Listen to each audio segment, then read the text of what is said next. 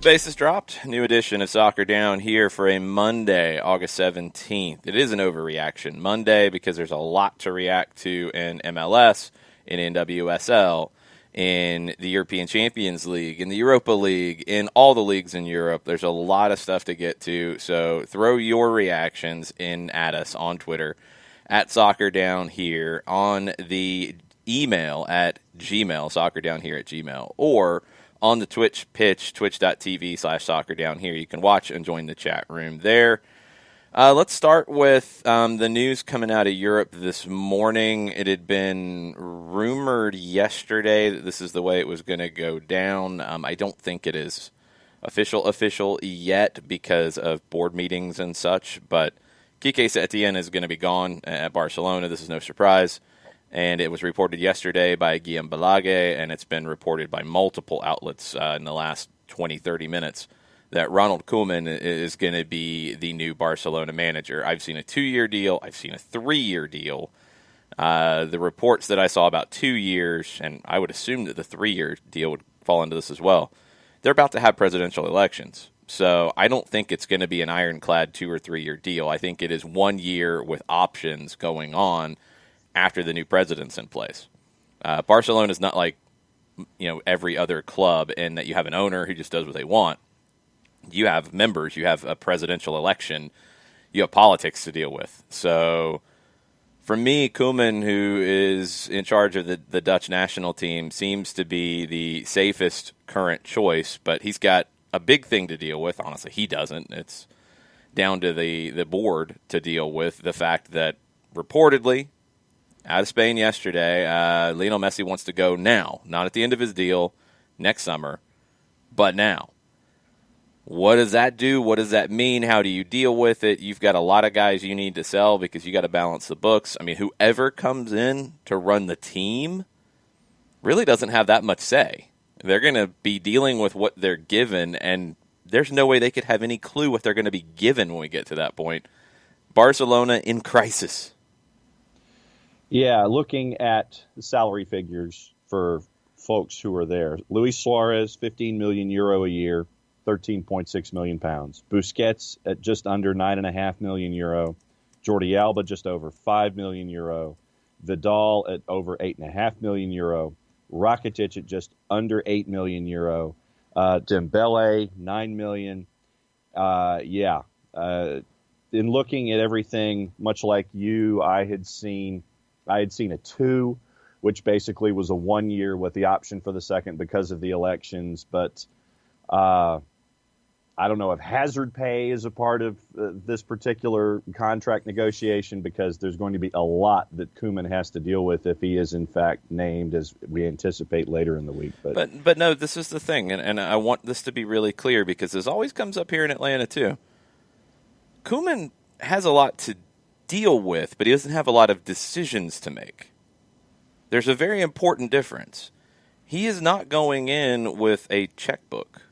No. He is not going in, even beyond that, he's not going in to say, yeah, Piqué, he needs to go. He's not going to have that say. Yeah, Messi, I don't want to bring him back on that kind of money. Yeah, Busquets, he's got to go. I don't like him. That's what's so hard about this job, and that's why I think a lot of the talk about, Pochettino's going to go to Barcelona. I've never bought into it because of Pochettino's relationship with Espanyol, right? Who is in the second division, who would not be competing against Barcelona right now, but still, I think that is in the decision. And also the fact that he's going to want to have some say over what he builds, and he's not going to have that say. You don't have that say at Barcelona. And this is why I've mentioned Xavi over and over again, you got to know what you're dealing with. You got to know what you're getting yourself into in Barcelona. And Ronald Koeman does, but he feels like a bridge kind of guy here because you couldn't keep Setien in place. It was impossible after the way that game went down. I think it was impossible, period, because he never had the locker room. Not that he lost it, he never had it. And that's a problem. And whoever comes in is going to have to deal with that. And Pochettino, if you go back and look at his time at Spurs, he, over time, got everybody out that he wanted to get out. and he built around what he wanted to build around, he wouldn't have that much say at Barcelona, and he'd be an outsider. Being an outsider at Barcelona is the kiss of death. So, Koeman is not necessarily an outsider, but is he the most exciting pick here? No, but you don't really have time. If you're Barcelona, you're playing games again in a month. Yeah. You got a lot of things that are going to happen here very quickly. You don't have time to go out and talk to everybody and get visions and stuff. You got to pick somebody who can come in and do the job, and he can do the job. But there's a lot more things that have to happen outside of him that they're going to have to figure out and make the right decisions. And if they don't, it doesn't matter who the manager is.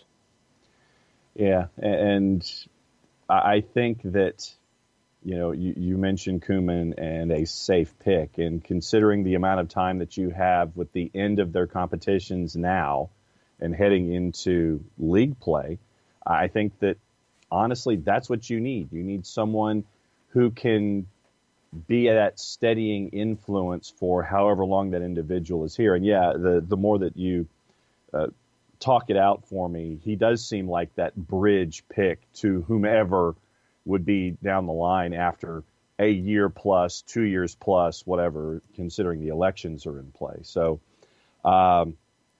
this is going to be, where Barcelona is concerned for me, it's going to be one of the most interesting subplots for European soccer that we've seen in quite some time. And, it looks like Koeman's going to be in charge, but it's going to be a story to really pay attention to this year and really this year and next year. It's not going away anytime soon. I mean, Barcelona is a club you're always paying attention to, but the rebuild that they have to go through is going to be really interesting. Adam from 816 asked about Messi in Miami, and we've seen Messi in Manchester City, and Messi and Juve. Who said Juve? Because all I saw was a graphic. It was fan stuff. It was just fans. Okay, so I'm not talking fan stuff. I'm talking like actual, real questions here. Because Miami, Man City. Yeah, hold on. Because Juventus has to get rid of payroll. Yeah. They're talking about moving Ronaldo, and it's pretty much an open secret that he's available, but he's on such a huge salary that there's not many clubs who could take him. They're not adding another bit of payroll. Yeah. That ain't happening. So, I mean, we got to deal in some form of reality here. Could Lionel Messi come to the United States? I don't think it's completely and utterly crazy. I think it's a little early. I didn't expect it now. I would have thought after the 22 World Cup is where that would have had its greatest likelihood. But if you've got a gigantic check right now and it's burning a hole in your pocket, you got to make the call. I mean, you have to. Whether you're Miami, whether you're, LA, whether you're Atlanta, I mean, whoever you want to talk to, if you can get the call, if you can get the number, you're going to make the call right now. I don't think it's likely. I don't think it's happening now. I think he's still got things to prove, and I think if he leaves Barcelona, he's going to want to try to prove something in Europe. I think he's angry about what's happened at Barcelona. He hasn't really held back about his frustrations with the board and the talent on the team and just the way things have been handled. So I don't think he wants to leave that theater just yet. Yeah. He's not going to go anywhere else in Spain, obviously, but could he reunite with Pep? I mean, it's not crazy. They have a good relationship. I don't think they had a overwhelmingly close relationship because I don't know outside of Messi's family who does. I mean, he's a very, very, very private guy. I don't know who else. I mean, PSG you have to factor in just because of they've got the money and they'd spend it and they don't care. I mean, Inter had been linked to him before. I mean, there's obviously, ties between Argentina and Italy and cultural things that would make that kind of move comfortable. Does it make sense? I don't know. He can pick his spot. I mean, he can go wherever he wants. He's got limitations in terms of who can pay him what he is going to need, but he can choose where he goes. And I'll be fascinated to see what happens. I think he's going to end up staying for another year, but, could he end up in Miami at some point? Yeah, I think he absolutely could. Could he end up in Los Angeles? Miami would seem to be the one that would have the inside track. But could it happen? Yeah. It would not blow me away. It would really surprise me if it happened now. But everything's moving so fast, who knows? For me, I would say that my number one and number two would be Manchester City and PSG, and I'm looking at it strictly from the financial sense of folks who have money perpetually burning in their pocket, and they would like to bring in the shiny object, the big megastar. To be a part of what's going on. Stop the shiny object nonsense. We're talking about Lionel Messi. Like, this is not a shiny object. The Ooh, I'm going to go. Object. No, he's the best player in the world. It's not about like, ooh, I'm going to go sign this guy because he's famous right now. No, I'm going to go sign the best player in the world and I can afford it. Yeah. That's a different conversation. That is not the, ooh, I feel like going to sign this guy because he's in the tabloids. That's a shiny object. Lionel Messi is the best player in the world, period. Those two teams want to win titles in the European theater. They want to win as many titles as humanly possible. If they think that Messi's the guy that can do it, they'll spend whatever they want to spend to bring him. You think Messi's not the guy who can do it? Have you seen what he's been doing with Barcelona? Oh, the guy's back is broken because he's been carrying them for years. Oh, I know. So come on now. It's not a shiny object kind of conversation here. It is a who can pay the man what he's used to being paid, and there's a small number of teams who can do it, and they absolutely would.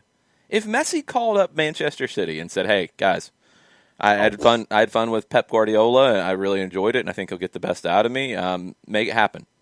Oh, yeah. It would happen. If he called up PSG, it'd be the same thing. If he called up any club in the world and said, "Hey, I want to come play where you're at," yeah, it would happen. So it's beyond shiny object nonsense. This is, you have a chance to go sign the best player in the world who is still that. I still think he is that. Lewandowski is having the best season, no question.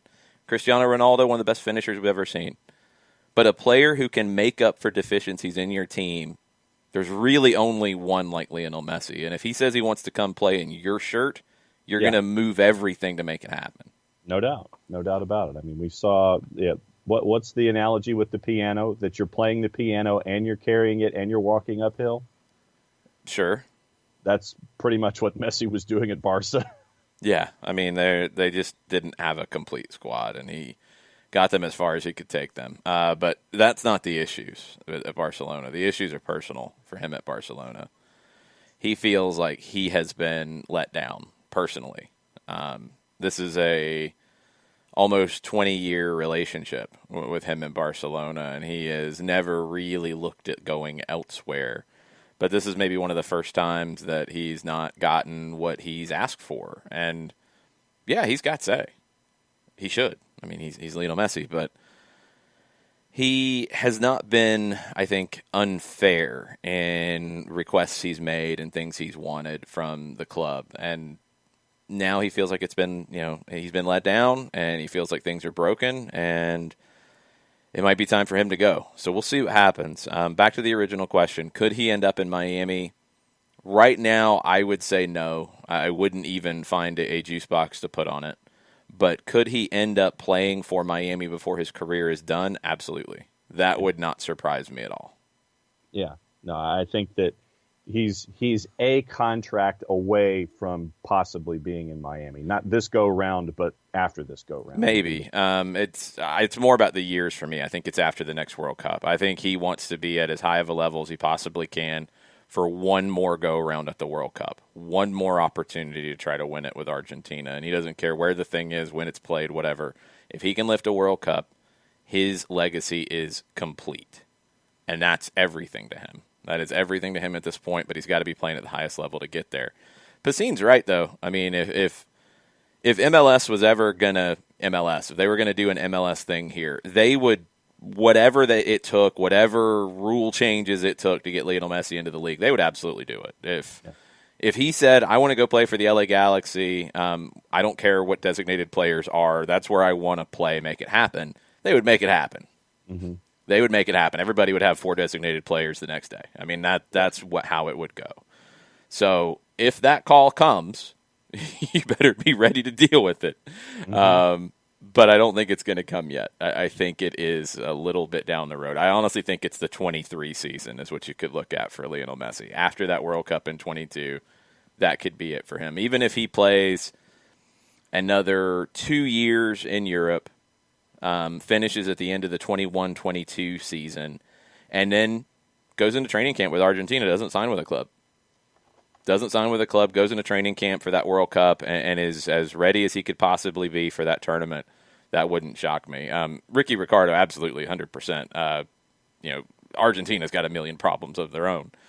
But that's the last thing that's on his punch list to do, is to win a World Cup. And he hears it. He says he doesn't pay attention to this stuff. You know it does. You know it eats him up. People say, Maradona or Messi. Well, Maradona won a World Cup. Messi's had the better career by like 5, 6, 7 times. I mean, career-wise, it's not even a question. Greatness is not always defined by numbers and years and all that. Greatness is a hard thing to define at times. And people will define it for Diego Maradona as a World Cup champion. Lionel Messi doesn't have that yet.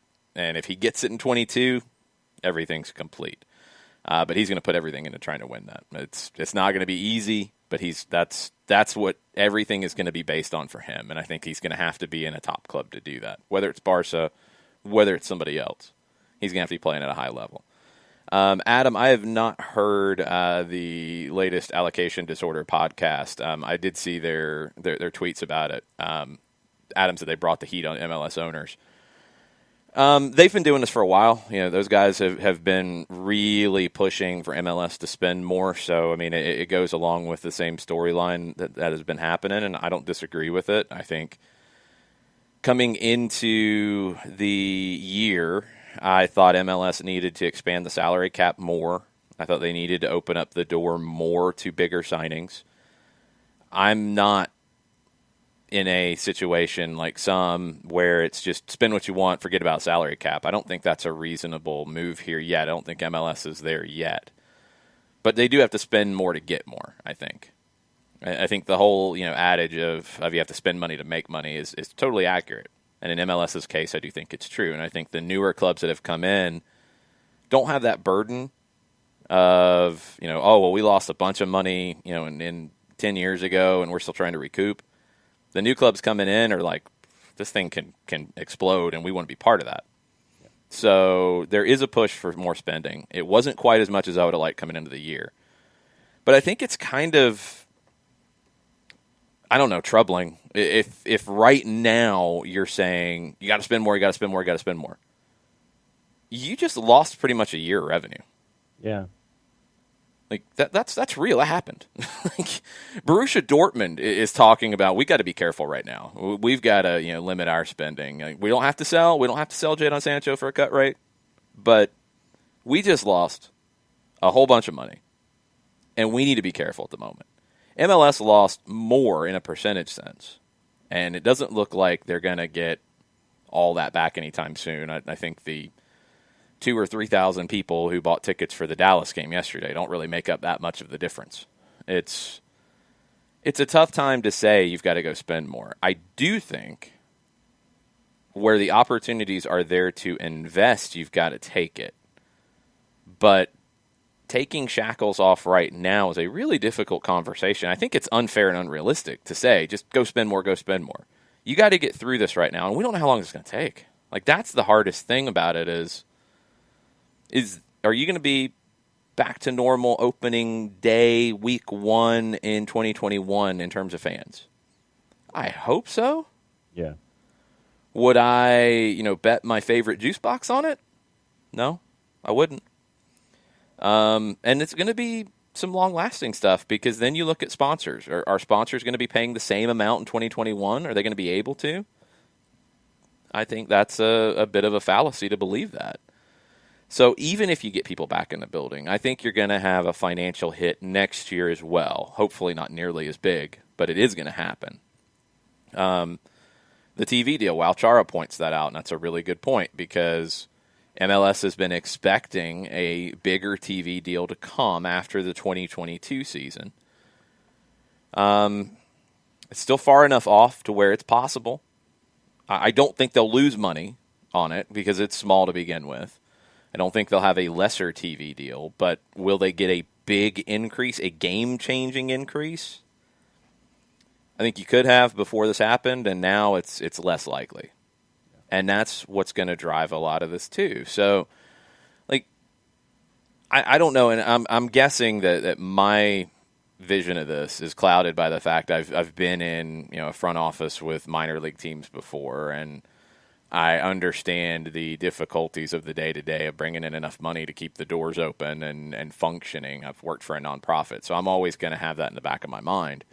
And I've seen what MLS started as, and I've seen where it almost went away, and I've seen what it's grown into. So if you come on board now, you might say, like, oh, just spend more. Everything's fine. Spend more. And I think you do have to be cognizant of how far it's come, and could you go too fast to that next step? You could. And right now we're dealing with a whole different set of circumstances. So all of that, we push it to the side, and now you're dealing with something that nobody planned for, nobody could have expected. There's no playbook on it. It is trying to figure out how to operate with no game day revenue right now. It's difficult. It's really, really, really difficult. So I'm not of the go spend a bunch of money right now, just go do it because you need to do it to grow. I think you need to be very intelligent about what you do right now, and where there are opportunities to spend smartly, do it. Do it 100%. Because you can jump ahead of Brazil, you can jump ahead of Argentina, you can jump ahead of Mexico right now and be the league in this hemisphere. Adam says, I don't necessarily want more DPs, just the middle or bottom of the roster to be better. I agree. It's jumped. The bottom's a different conversation. If we get a chance to get to it later, we will. That's more on the player development side. The middle has improved with the TAM thing that a lot of people pushed back on and a lot of people talked trash about. TAM made the league better. The TAM movement in Major League Soccer made the league better because it did affect that middle of the roster. How do you continue to do that? And it's going to be important because you're going to have some superstars, a designated player situation. I'd have no problem if you went to 4. I'd proposed if you went to a young designated player area that was separate, which it kind of sounds like this U22 initiative could be. So I think it's going to get better because of that. I think you're going to continue to see a higher caliber of player come in. That's good. The middle's the key. The middle can be affected in 2 ways. It can be affected by increased spending, so you're getting a higher caliber of player coming in from the outside. It can also be affected if the bottom gets better and then eventually turns into the middle. If you're developing better players who come into the league at a better point and then they stay in the league, which is what happens generally. I mean, we get excited about the Reggie Cannons. Looks like he's headed to Europe. We get excited about the Brendan Aaronsons. We get excited about the Mark McKenzies. We need to be more excited about the Jeff Larenowitzes. We need to be more excited about the Kyle Beckermans, the Matt Beaslers, the Graham Zusis. The guys who develop in the league and stay in the league. They become the middle. And where you're developing better talent, and some go and some stay, the ones who stay increase that middle section a lot too. It's not always go to the outside to increase the middle of the roster. You can develop the middle of the roster too. We've got to get better at developing the bottom of the roster first, but you're seeing it happen in some cases where that's affecting the middle, and that needs to happen more. That's where I think the long-term play is. Short-term, you might have to increase spending a little bit more, create some loopholes or whatever to where you can go out and spend more money to bring in those players. Long-term, you got to develop them. That's where MLS needs to get to. The premise, spend more, spend more, spend more. I don't know how many teams currently in the league can physically do that right now. Well, hold on. Are you talking in coronavirus or are you talking pre-coronavirus? Coronavirus now. Oh, now it's a different conversation. I mean, I don't know how many can't, but I don't know how many can because we don't know the books. Right. Coming into it, there were a good number who could because I think it was turning the corner in terms of the financials. But, yeah, now it's just impossible to know. I mean, if Borussia Dortmund, if Schalke, if big clubs worldwide with hundreds of years don't really know where the financials are right now, there's no way you could expect MLS to. And, I mean, just taking that premise in the current day and saying that teams today should spend more and try to get better, improve their standing, however you want to phrase it, I think that there are some who could, and I'm going to put that word in quotes, and level is, completely out there for interpretation. But for those who don't, in the current setup of MLS, I think that what you would do if you had teams spend more who could and those who didn't, you could end up with more of a disparity of that. You get into the whole haves and have-nots discussion. And I think that when you have a league that is built on the success of the collective, I think that you're going to have more teams who are going to be, while they can invest at the same time, I don't think that you're going to have a league that is going to sit there and go, okay, well, you guys can, you guys get better, you guys can't, and then, to hell with you.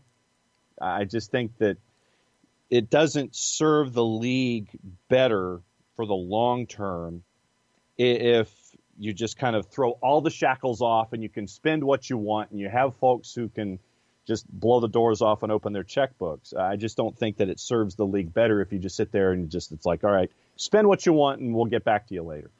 No, I mean, I've said for a long time, I think the parity of the league is an asset, and you don't want to lose that. So you've got to not have it go to where only a few are taking full advantage of the spend. You've got to keep everybody a little bit closer together.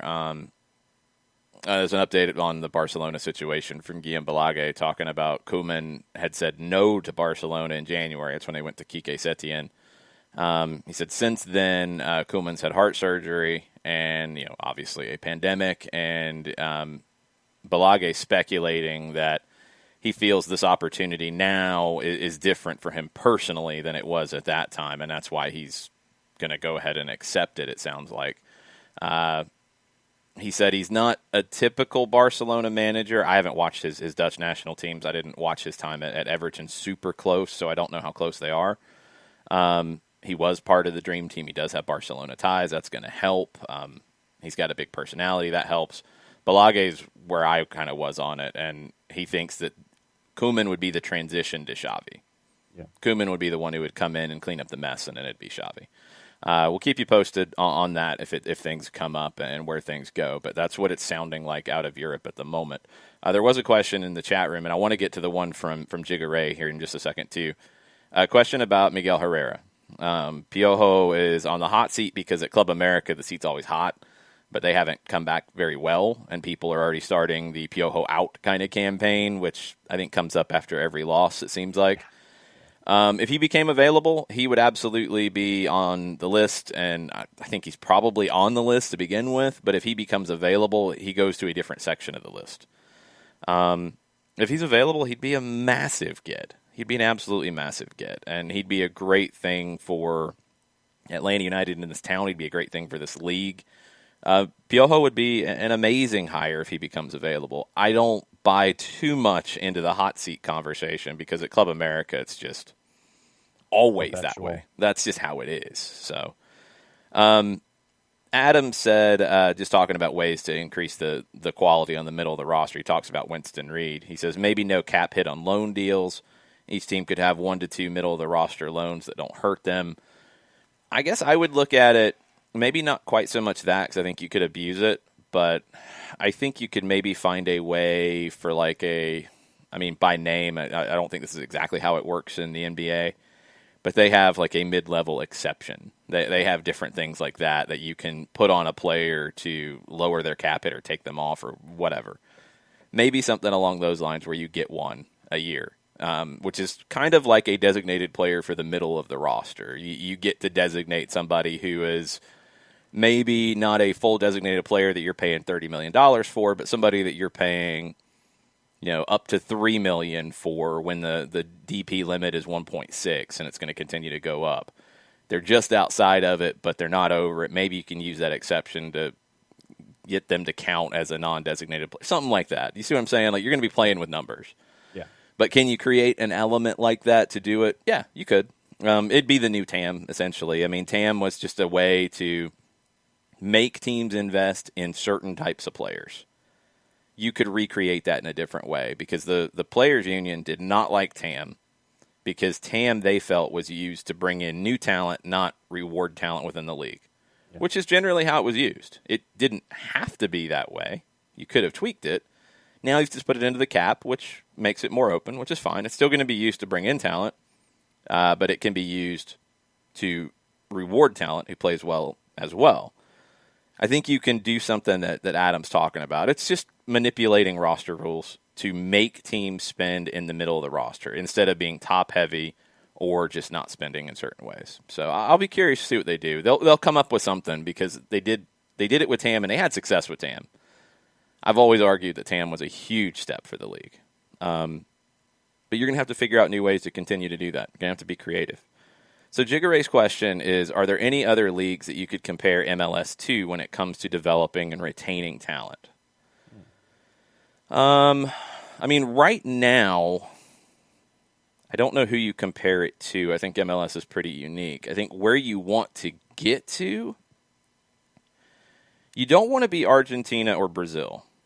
And I'll tell you why.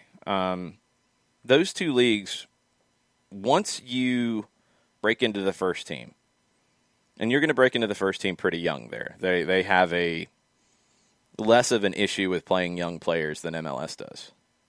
But once you break in, when you've played 10, 15 games at the first division level, talk already starts of you going to Europe or going overseas. You don't stay. If you show anything there, you're going to go somewhere. You know, a lot of guys end up going to lesser leagues, smaller leagues. Some go to big leagues, obviously, but you're going to go.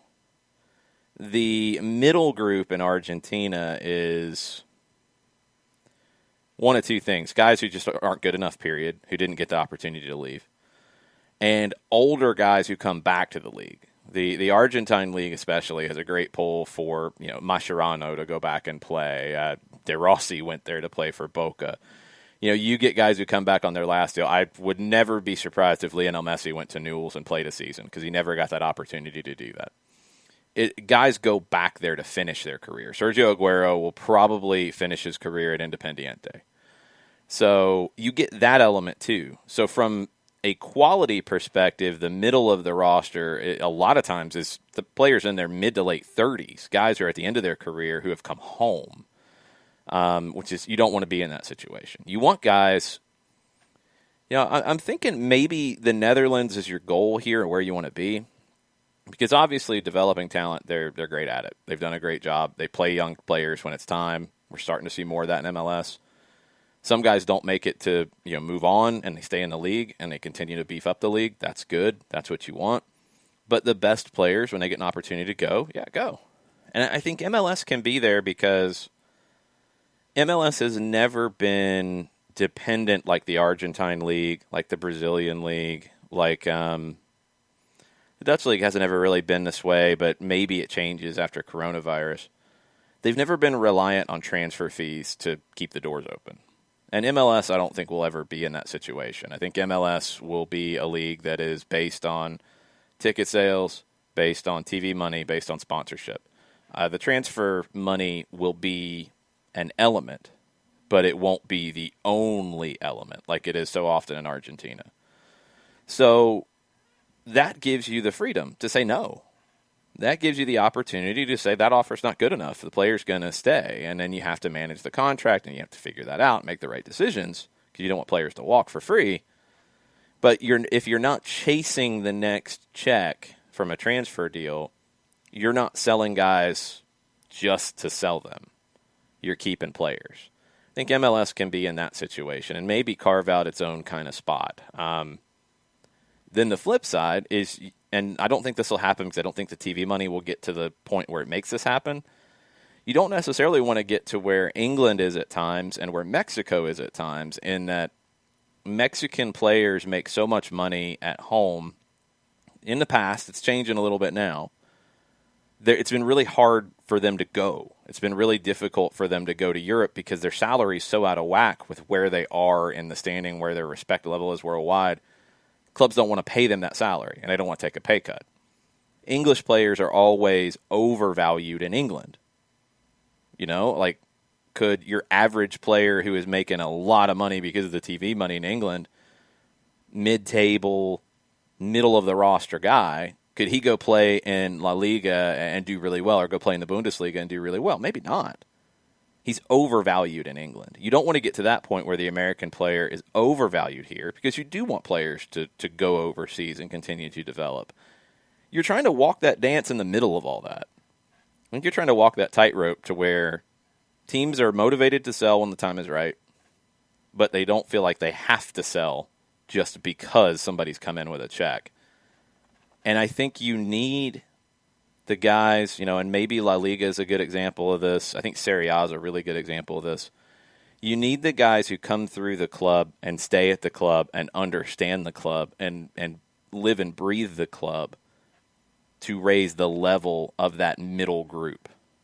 You need those guys who came through your academy, who signed the pro deal, who renewed with the club and stay with the club for a long time. You need the Piqués, and the Busquets. You need those situations to boost where you are, and I think boost your middle of your roster. I think it's really important. So I'll be curious to see where it goes. But I think, to go back to the question, I think it is MLS is trying to find that middle ground of having players who are valued and selling them when the time is right, but also being able to make the decision, that's not a good enough offer, and we're not going to sell just because you are Sporting Lisbon or just because you are an English club. We're going to say no, and we're going to hold to our valuation, and you're going to have to meet that. But you look at the extremes of that, and if you can be a good mix, I think that it serves you well in the long run. If you're reliant on one end of that or the other, just as an example, you were talking about mid-table Premier League team, mid-roster guy. I went to Crystal Palace's roster while you were talking about it. Mm-hmm.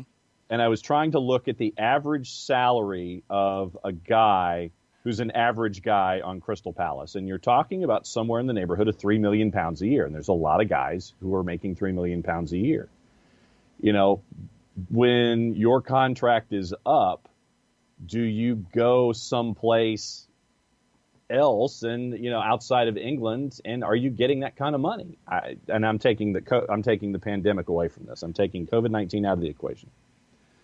And you're looking at a bunch of guys, and this is just me from staring at Crystal Palace last season. I'm sitting here going, I don't know if I would be paying these guys that kind of money in other leagues if the structure was different, if it wasn't so jacked up on TV money or anything like that.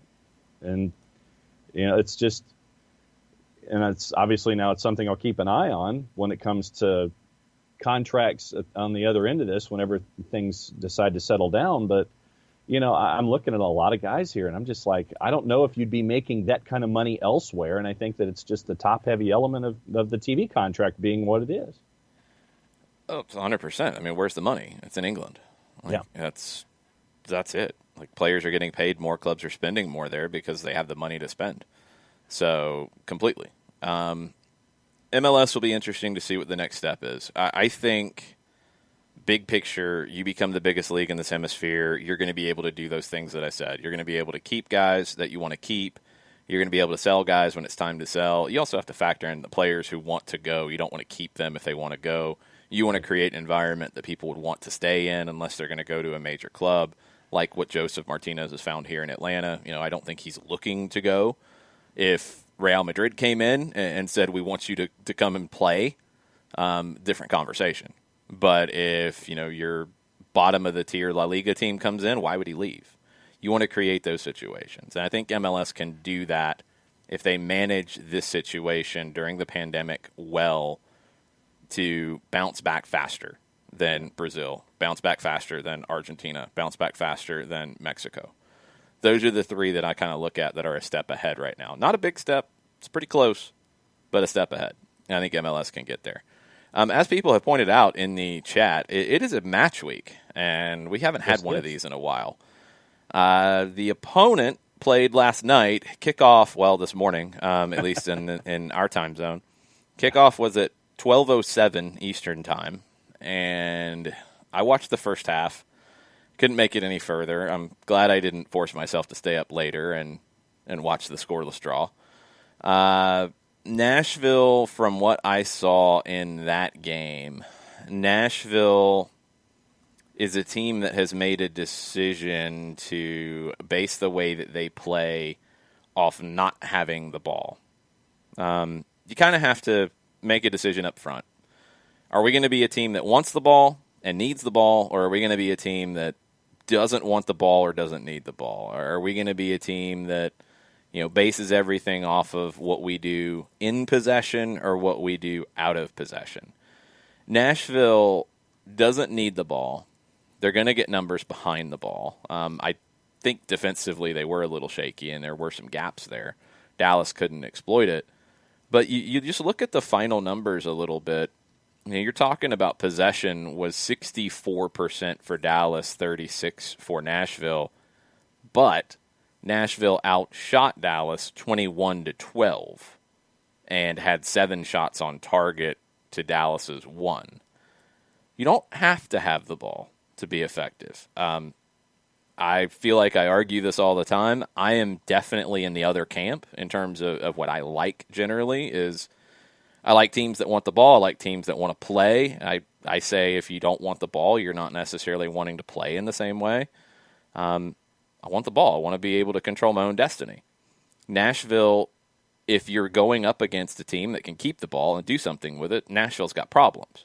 But when you're going up against a team like Dallas last night where, yeah, they got the ball, but what are they really creating with it? They only got 12 shots out of it, only 1 on target. How much are they really threatening you?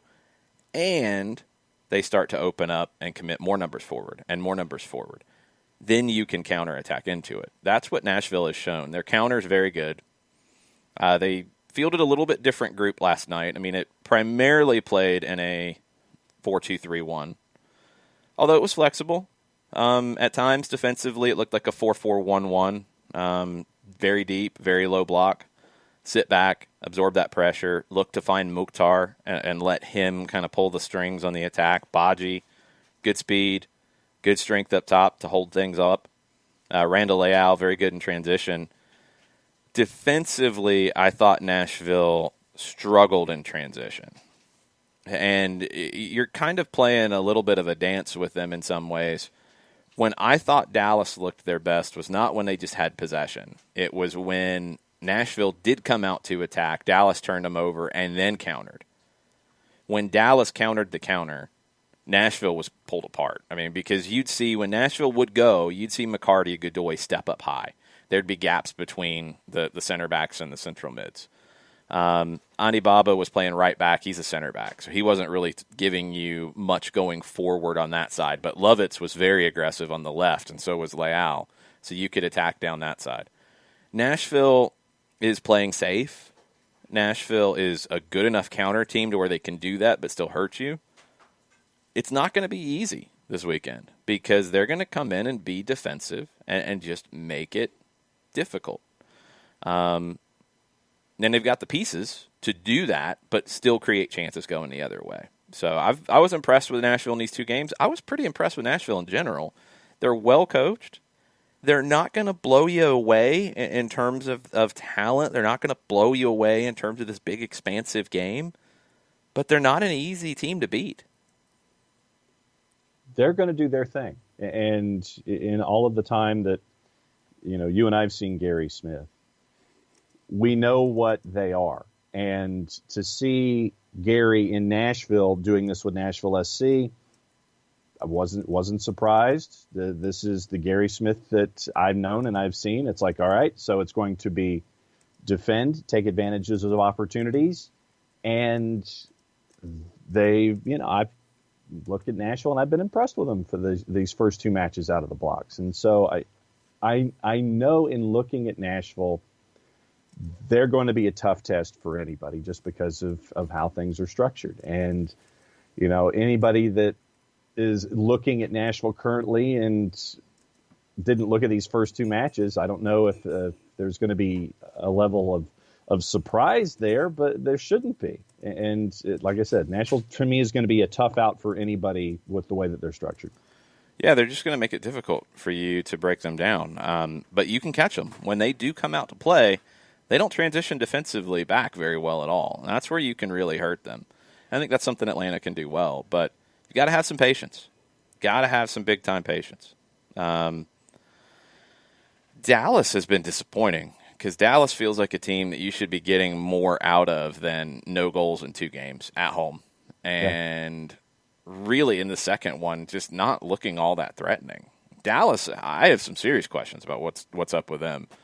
It's hard because you have to put everything, with a grain of salt because of the pandemic and all the effects of it. But Nashville bounced back a lot better than Dallas did. Nashville looked better in these 2 games in Texas than the home team did. I don't know if the right word for Dallas is that they seemed frustrated, which is what Nashville wants to get you to look. They looked like they were trying to find things and they seemed to have more questions when they were trying to do things offensively, at least to me anyway. It's like they couldn't figure out what they wanted to do. And Nashville continued to frustrate them throughout the entire... They couldn't figure out what they wanted to do. What do you mean? Just, it's like there wasn't any sense of, and this is probably going to come out wrong. It's like you wanted them to think faster. And no, I'll tell you why they couldn't. It's easy. You're going up against 8. I mean, go back and look at Nashville defending. When Dallas didn't have an opportunity to catch them on the break, you wonder why they couldn't figure out what to do? They're going up against 8 guys. There's nowhere to go. There's no space. Like, you do have to figure out what to do in that situation because if you just run into a low block of a 4-4-1-1, if you just say, we're going to play fast, we're just going to go into it, and we're just going to beat them 1v1, he might beat the first guy, and then there's a second guy right there. So you just run into a wall over and over again. What happens eventually when you keep running into a wall over and over again? You don't get up. Yeah. So, I mean, that's the thing. Like, what do you want him to do? It's almost like you could see Dallas thinking the entire time. They were. They couldn't come up with an answer. Yes, because Nashville took away anything easy for them. 100%. Like, Nashville made it difficult for Dallas. Didn't just come in and stink. Let's be real about this. Dallas needs to be better. Dallas needs to find another way when a team bunkers against them. But we've said that about Atlanta. We've said that about every team. That's what is difficult. Go back and look at Manchester City. Go back and look at Manchester United yesterday. Go back and look at any team where you have a favorite and you have an underdog. And the underdog says, okay, we're the underdog. We're going to put numbers behind the ball, and we're going to make this a very difficult game for you. And, oh, yeah, by the way, we have guys who can get out on the break and beat you the other way. Yeah, that makes you think. You've got to find a solution. Don't get me wrong, but when you haven't played in 5 months and you don't have any kind of a rhythm and you're struggling, yeah, it'll hurt you. Forecard asked, how's Atlanta going to beat Nashville? I think this is the decision that Dallas didn't make at times, and I think honestly, when Dallas did have opportunities, they weren't clinical enough. Atlanta's going to have to be good at exploiting when Nashville comes out on them. They're going to have to be good in those moments. If you go back to the goal, I believe it was the opening goal against Nashville back at February 29th, which feels like 5 years ago. Once you get Nashville out a little bit, they struggle. There's a lot of space. Space opens up. So you've got to bait them a bit.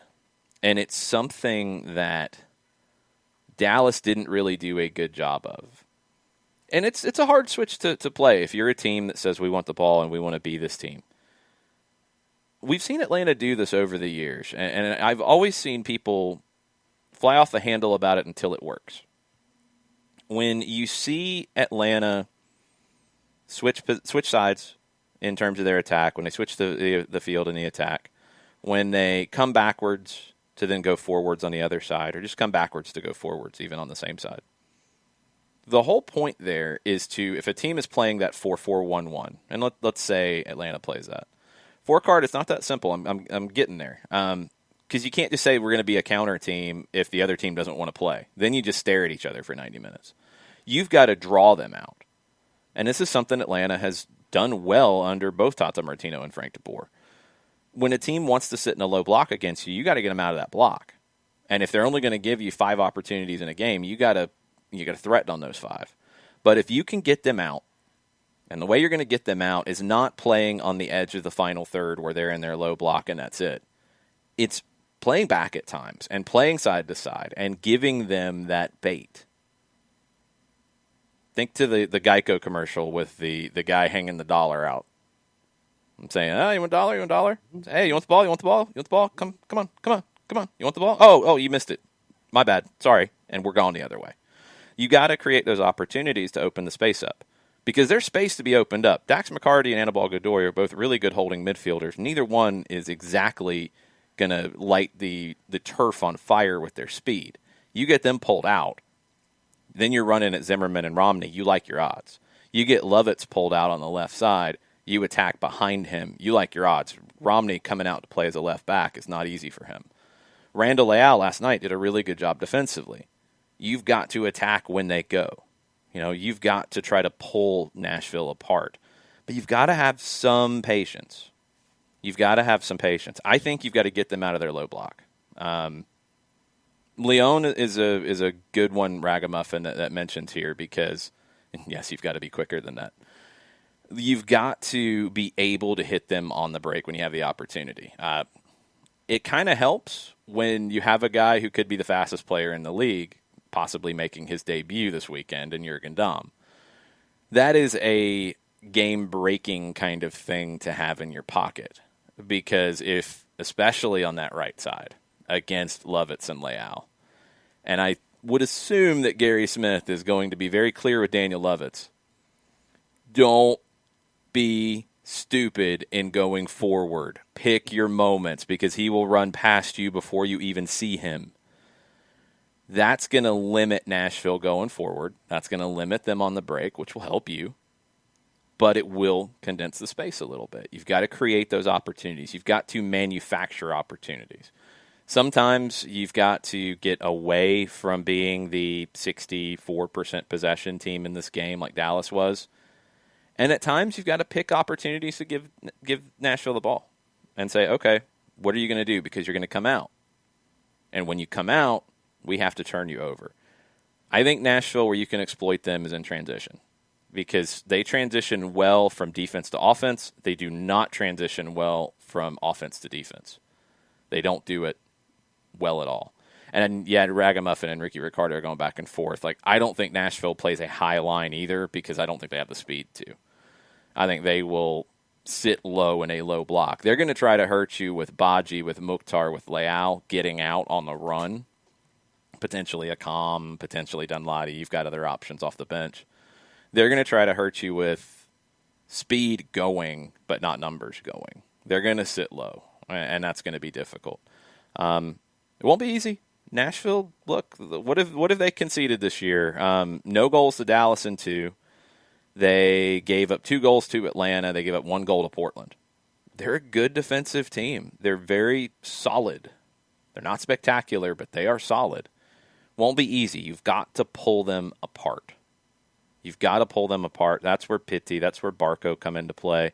You've got to use Dom's speed if he gets to start. You've got to create opportunities for Torres. You can't come out of this with 12 shots and 1 on target. A couple of things that Turner Kirby mentions off the pitch last night from Dallas and Nashville.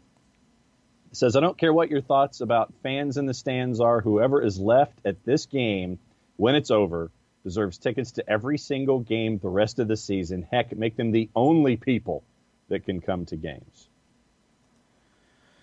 And then also, whoever runs the FC Dallas Twitter account needs a raise and a hug. Yeah. He or she did a really good job last night. They were pretty entertaining. The people who did stick around, you give them props, totally. And you did not hear anything during the kneeling moment before kickoff, which was good. Because of the kickoff time, you didn't have any PA at all. But the plan was before to play the anthem before the players came out. Look, I don't know the answer because I saw people calling the league cowards for that, and I heard Reggie Cannon say that they didn't want the anthem played. So Reggie Cannon's not a coward. Let's stop the posturing a little bit. I think MLS needs to go to that situation. I'm glad they made that decision here. I hope they make that decision the rest of the season. I hope they make that decision, period. If teams want to play the anthem in their stadiums, it can't be part of the game day experience. The match day experience. And for me, the match day experience starts when the teams come out to play. If you do it after the warm-ups, before that, fine. If you do it before the teams come out to warm up, fine. That's on you. That's your decision. Do what you want. when the teams come out to play in uniform, play the MLS anthem, walk out, do your thing, play. That's it. That's where I think it needs to be. And that's what it sounded like it was going to be. Now, that didn't happen because you didn't have PA period by the time you actually kicked off, but that was the plan. I hope that becomes the move going forward. I think that would be much better. But anyway, I'm not as worried about that part last night. I'm more worried about how Nashville was good. Nashville was good. Everybody has looked at Miami. Nashville's put together a group that is a good, difficult team to beat. They found the middle ground, and that's what I have to give them credit for. They found the middle ground. They didn't come in like Minnesota and say, we're going to stink for a couple of years. They didn't come in like Cincinnati, arrogant, and think that they could bring in a bunch of USL players and everything would be fine. They came in and said, we're not going to spend crazy money, but we're going to spend a little bit. Everybody went nuts about the Anibal Godoy trade last year. They identified he was a player they wanted. He fits the way they want to play. He's been good. So they made shrewd moves. They put together a good roster, and it's not a crazy expensive roster, but it's a good roster in this league. They found the middle ground.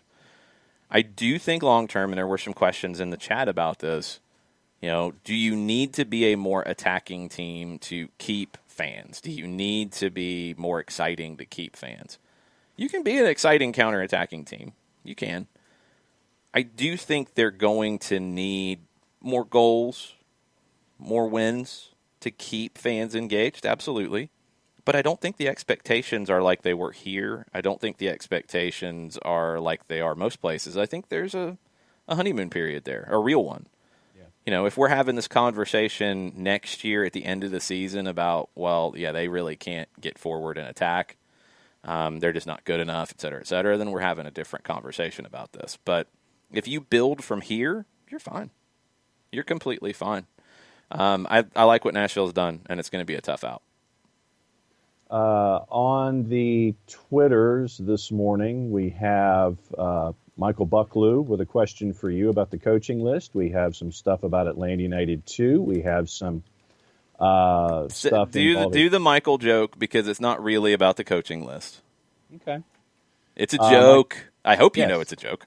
Yeah. So he says, is Ted Lasso on your manager list yet? Atlanta could probably lure him away from AFC Richmond with the right offer. Probably could. I have not seen the new Ted Lasso series yet. I want to see it, but I will probably binge it.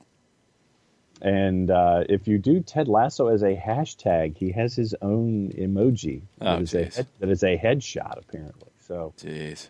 Yeah, so we have stuff on Champions League, have stuff on the twos.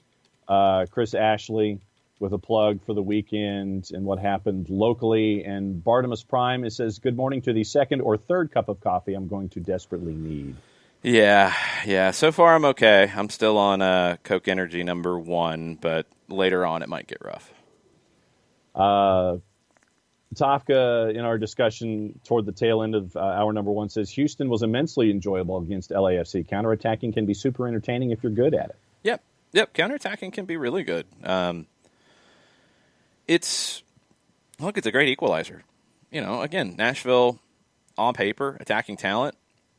I don't think they quite have as much attacking talent as Dallas. They don't have as much as a lot of teams in the league, so they're going to be smart. They're not going to blow the game early by getting out and taking too many unnecessary chances. So you can do that. I mean, again, Leon, Sevilla this weekend showed you can sit back, you can defend, especially in these one-off games in Champions League and Europa League.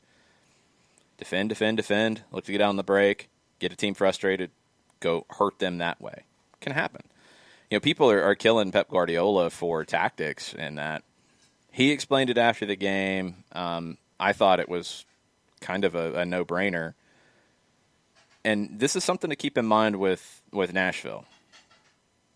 What Pep was worried about in that match on the Manchester City perspective was he didn't want to be 2v2 with their 2 forwards against his 2 center backs because they had the speed advantage on his players.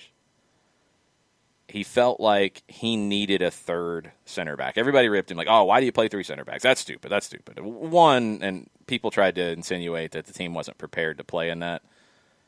you're barking up the wrong tree if you're saying a Pep Guardiola team's not prepared. They're going to be overly prepared, and they're going to have every bit of information they could possibly need. If the players don't perform in it, that's a different conversation. But no, just read about the way he works. Like, you're not going to come in half-cocked like, oh, yeah, I woke up and had a feeling on my third cup of coffee that we needed to play 3 center backs today, and that's what we're going to do. No, that's not how it works. But he wanted a third center back, and I feel like we've talked about this a lot over the years. You always want numerical superiority defensively, especially when you don't have the speed. It's even more glaring then. You got to have the third center back if you don't feel like you can run with it. You know, people like trashing Pep on this. If Kyle Walker just runs backwards, just does his job, first, if he doesn't keep the player on side. Second, if he actually tracks the player, you don't give up that first goal. Like, you don't. If you don't have the situation on the second, which I think was a foul in the build-up, I think you could also say it was offside, but I believe that you might be able to get off on a technicality because it was a dummy and not a touch on the player that was offside. But I think it was a foul in that set situation. Okay, you get a call, goes against you. It happens. That's not tactical. Like, the goals you gave up weren't tactical. The goals you gave up were individual mistakes. So when you take that over to Atlanta and Nashville, Nashville has speed up top. Dominic Badji has speed. Now, you have Miles Robinson. So you're in a little bit different thought process if you're Stephen Glass, because Miles Robinson can run with really almost anybody in this league. Do you have to have an extra defender to deal? Now, they're only going to play one up top. So you can play 2, and you know Miles can run, so you're good. If they started to show in the game, or let's say they get crazy. Let's say they start Badji and Dunladi. All right, you might have to shift to where your holding midfielder drops in to help, right, for a while at least, or at least in those moments, you need to have him hang back to have 3v2. Nashville's going to have a speed option. You've got one with Miles Robinson defensively. So you can be a little more aggressive. You don't have to play 3 center backs. I think they're going to play 4-3-3. That's just my gut feeling. I think it suits the players that are in place now. I think it suits getting the best out of Jurgen Damm. I think it fits what you're working with. So I'm expecting 4-3-3. My biggest question is, what is the 11, especially on the right side? Because a 4-3-3 forces you to make a 2 out of 3 decision between Escobar, Lennon, and Dom. And I don't know where Dom is right now, if he's ready to go, or if you want to bring him off the bench. I don't know if you're going to rotate with Escobar and Lennon, because I'd assume that your back 4 would be Bello, Meza, Robinson, Escobar. Yeah. But there's no spot for Lennon if Dom's playing on the right wing. So no matter which formation you play, you're going to have a tough decision. You can play 2 center backs against Nashville because they're going to play 1 forward, and you've got Miles Robinson who can be your equalizer. The question that'll come up is when they go up against a team that plays 2 forwards, do you feel like Miles is enough of an equalizer with his speed to be able to do that? Or do you need a way to go to 3 in the back? If that's your holding midfielder dropping to help in those situations, you can live that way. But that's going to adjust. That's going to affect everything else in the way you play. If your holding midfielder becomes an auxiliary center back in those moments, you got to be ready to handle that. It's going to be very, very interesting to see. Dom has been training. Kubo Torres has been training. I don't know where they are fitness-wise, but they've been training, so they should be ready to go. Bartimus Prime is in, I guess, after his 3rd cup of coffee. Yes. It says Nashville takes 4 points in their return-to-play series. Orlando took 7 and MLS is back. Which team improved the most with the break? I think Orlando, because Nashville is what I kind of thought they were to begin with. I don't think they've improved dramatically. I think they were that good at the beginning. I mean, go back and look. They gave Atlanta a tough game, and Atlanta had Joseph Martinez for the majority of that. They gave Portland a really tough game, and they were good. They were good to begin with. So I think it's Orlando for sure. that extra time helped Orlando, I think, come together a little bit more. It really helped Oscar Pareja complete, if you want to call it complete, the transition from what had been the past of Orlando to what can be the current time. Changed the mentality a little bit. It helped clean the slate a little bit. So, no, I think Orlando dramatically improved over the break. I think they would have probably gotten here anyway because Pareja's a good manager and they have a much better roster. But Nashville, I think, is already good, and they kind of are who I thought they were. Rage Against the Machine at Brady's Buzz, and I think this is the first time that they're in. Says easily Orlando. Nashville, Dallas could have gone either way each game. Pareja has Orlando looking confident and dominating games, especially when you compare them to last year. Dominating games, it might be a stretch. But competitive throughout games, I'm comfortable with that. I think Orlando dominated games a little bit at the beginning of the tournament. They were not quite as good towards the end as they were at the beginning. I think we have to keep that in mind when we talk Orlando. But just like Nashville, different setup, but they're going to be a difficult out. I really don't think when you look at the table, there are easy games this year. I don't think there's easy games in the Eastern Conference. I don't think there's easy games, period. I mean, Chicago is still figuring it out. Chicago's got the talent to beat you on any given day. Montreal has shown that they can be dangerous. Like, you know, the Red Bulls have their style that makes them dangerous. I think everybody in the Eastern Conference. I just don't think there's easy games. Even Vancouver, who I would probably put at the bottom of the table overall if we're going full power ranking, they've got a goalkeeper in Crépeau. When he's on, he can beat you by himself, or at least keep you off the board by himself. Yeah. So I don't think there's easy games in this league. And that's part of the excitement about MLS, is you don't have those games where you come in and you feel like, oh, this is going to be a blowout. You have teams that play safer, like Nashville. But Nashville has been competitive in every game they've played. So it's going to be a wild season. The playoffs are going to be really nuts when we get to that point. Is Vancouver still worse than the Galaxy? Yeah, because Vancouver doesn't have the threat that the Galaxy have in the attack. That's not even a question. I was just thinking specifically because of how porous the defense is. Yeah, but the Galaxy could actually score goals. And with Vancouver having with Crépeau when his hand isn't broken. But the Galaxy can actually score goals. They have talent going forward.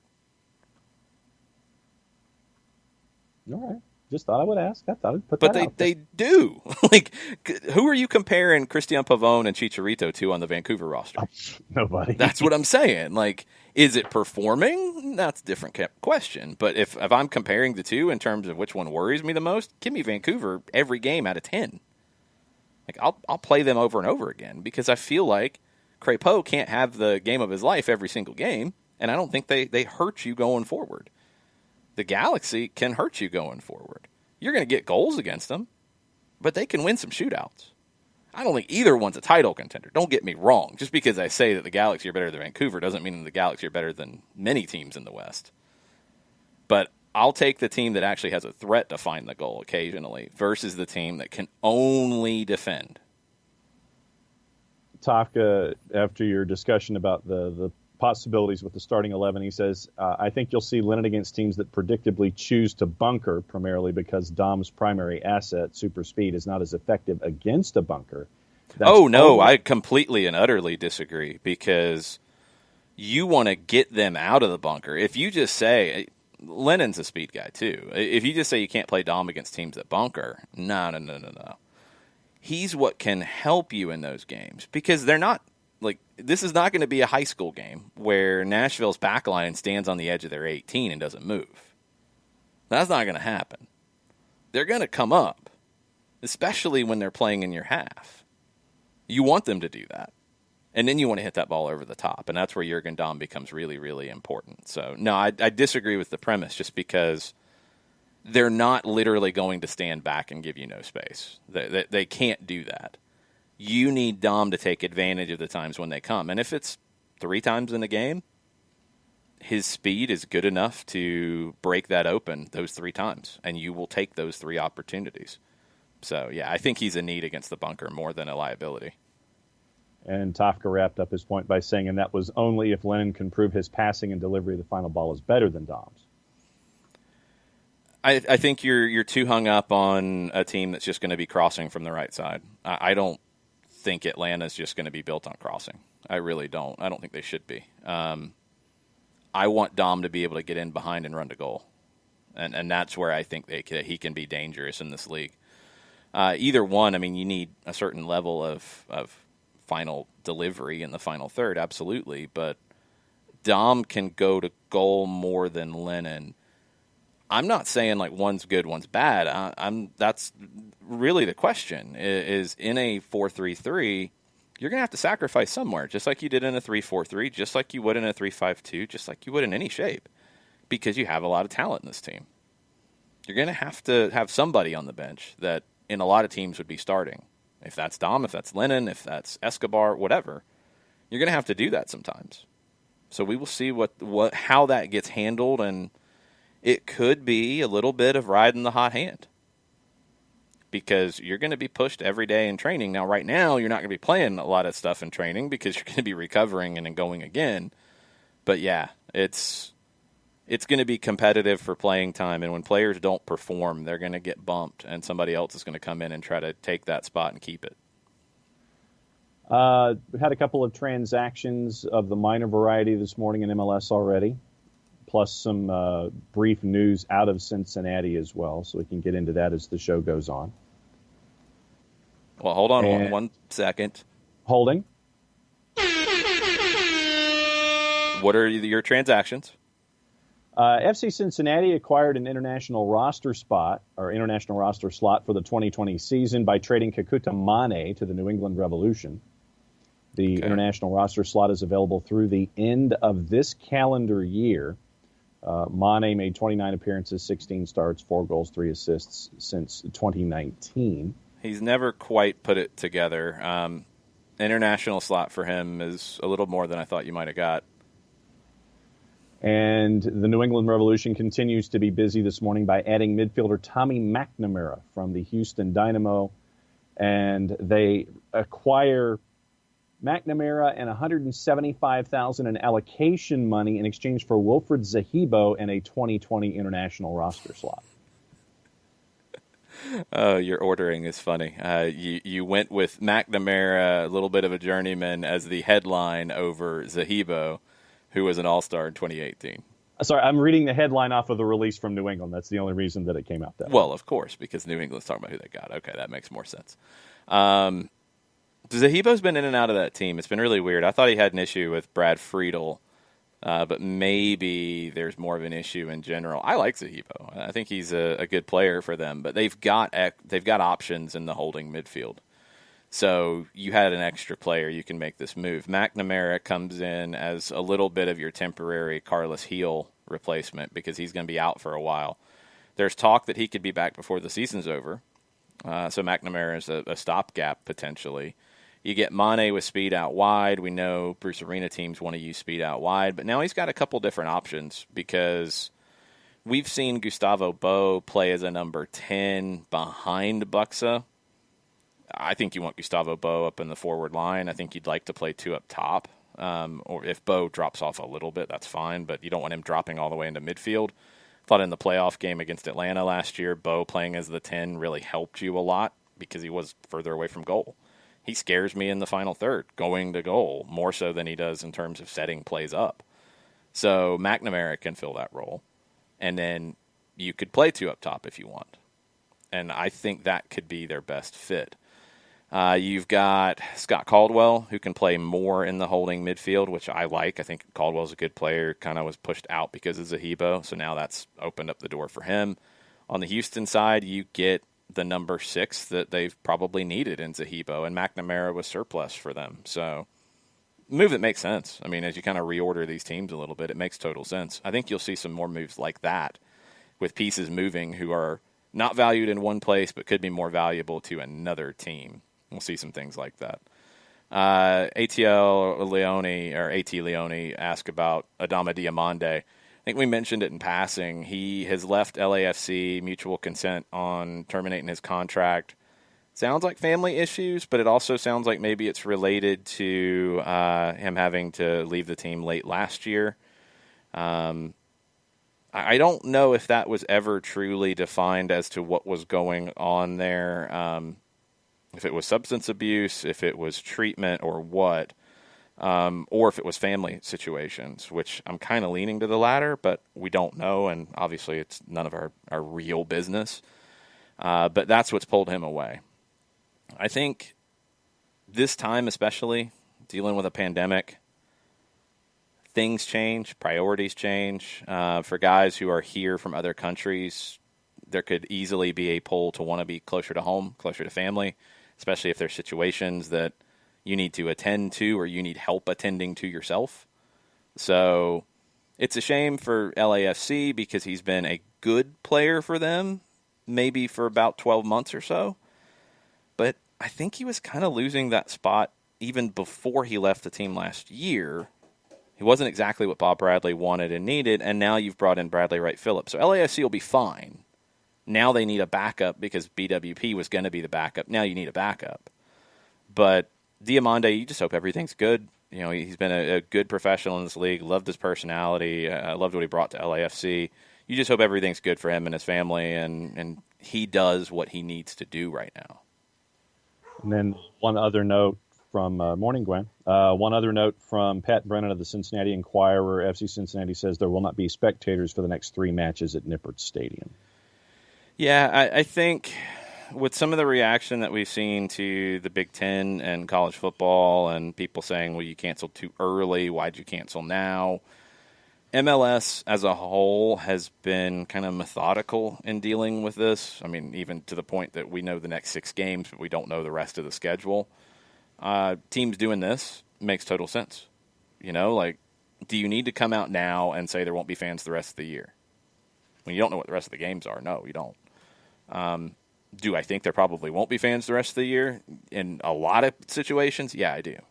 But you don't have to make that call right now. You can slow roll it. I think it's the smart play if you're MLS. I don't know. I mean, we don't know where this thing's going to be in a month. So right now, yeah, it's probably not a great idea in a lot of places. I don't know the situation in Cincinnati specifically. I don't know the situation in Ohio specifically. I'm really trying to focus on what's going on here, but not surprised by it. Not surprised by it at all, but I'm also not surprised that they didn't say known for the rest of the year.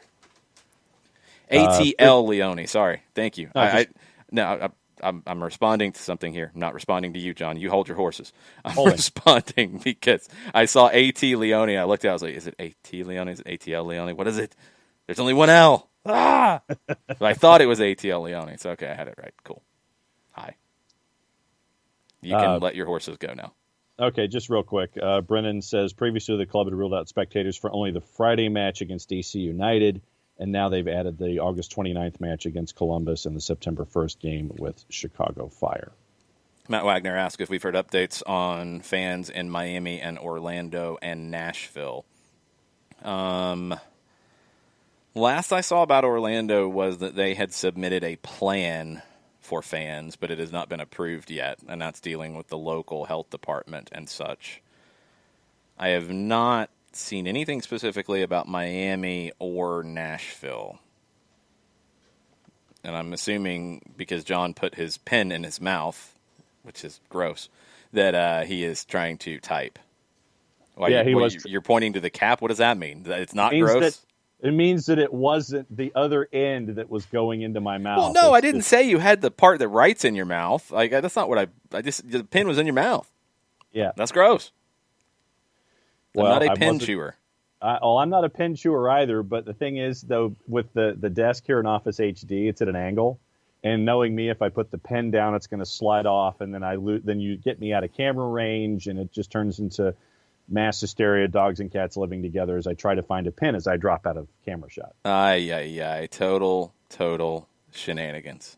Of course. Nothing in recent wording of articles through the Google machine about fans and Inter Miami. So we're still waiting to see. Okay. I saw Orlando, and I think it was kind of buried in an article that they had submitted a plan, but no approval process yet. Right. So would you like for me to thank somebody since we're at that point? Yes, we're past that point, but go ahead and thank Steve Apolinsky for us, please. Apolinsky and Associates, LLC, proud supporters of everything soccer down here and the SDH networks. Wrongful death and serious injury matters. If this is a road you would unfortunately have to go down, a couple different ways that you can catch up with Steve. AA-legal.com is the website. You click the enter button on your keyboard or however you access things on the interwebs these days. Pop-up window pops up because that's what pop-up windows do. They pop up. Instant conversation, 24/7, 365 or 366 in a year like this. And you can have some questions answered that way, or you can shoot Steve an email, steve@aa-legal.com, or you can get a free consultation by giving them a buzz at 404-377-9191. Over 30 years of experience, over $40 million in judgments for their clients for wrongful death and serious injury matters, recognized as legal elite by Georgia Trend Magazine, one of the top 100 firms in the state of Georgia. Steve Apolinsky, Apolinsky and Associates. The website is aa-legal.com. All right, question for you. You were not as happy about the potential of Anthony Robinson going to Sheffield United. Do you feel better about the possibility of him going to Fulham? Hang on. I'm trying to get the sample Fulham starting 11 up from last season so I can give you an answer. I would probably say yes by default. Left back is the question. Right. Because you want him to go and play. Yes, accurate. So, let's see. Fulham starting lineups. You know, you sit there and it's like, I'd like to have an answer, please. Well, John, you got to do better than this. Did you seriously type in Fulham starting lineups into Google to try to get an answer here? Just to get a sample as to what it looks like, yeah. Ay, Dios mío.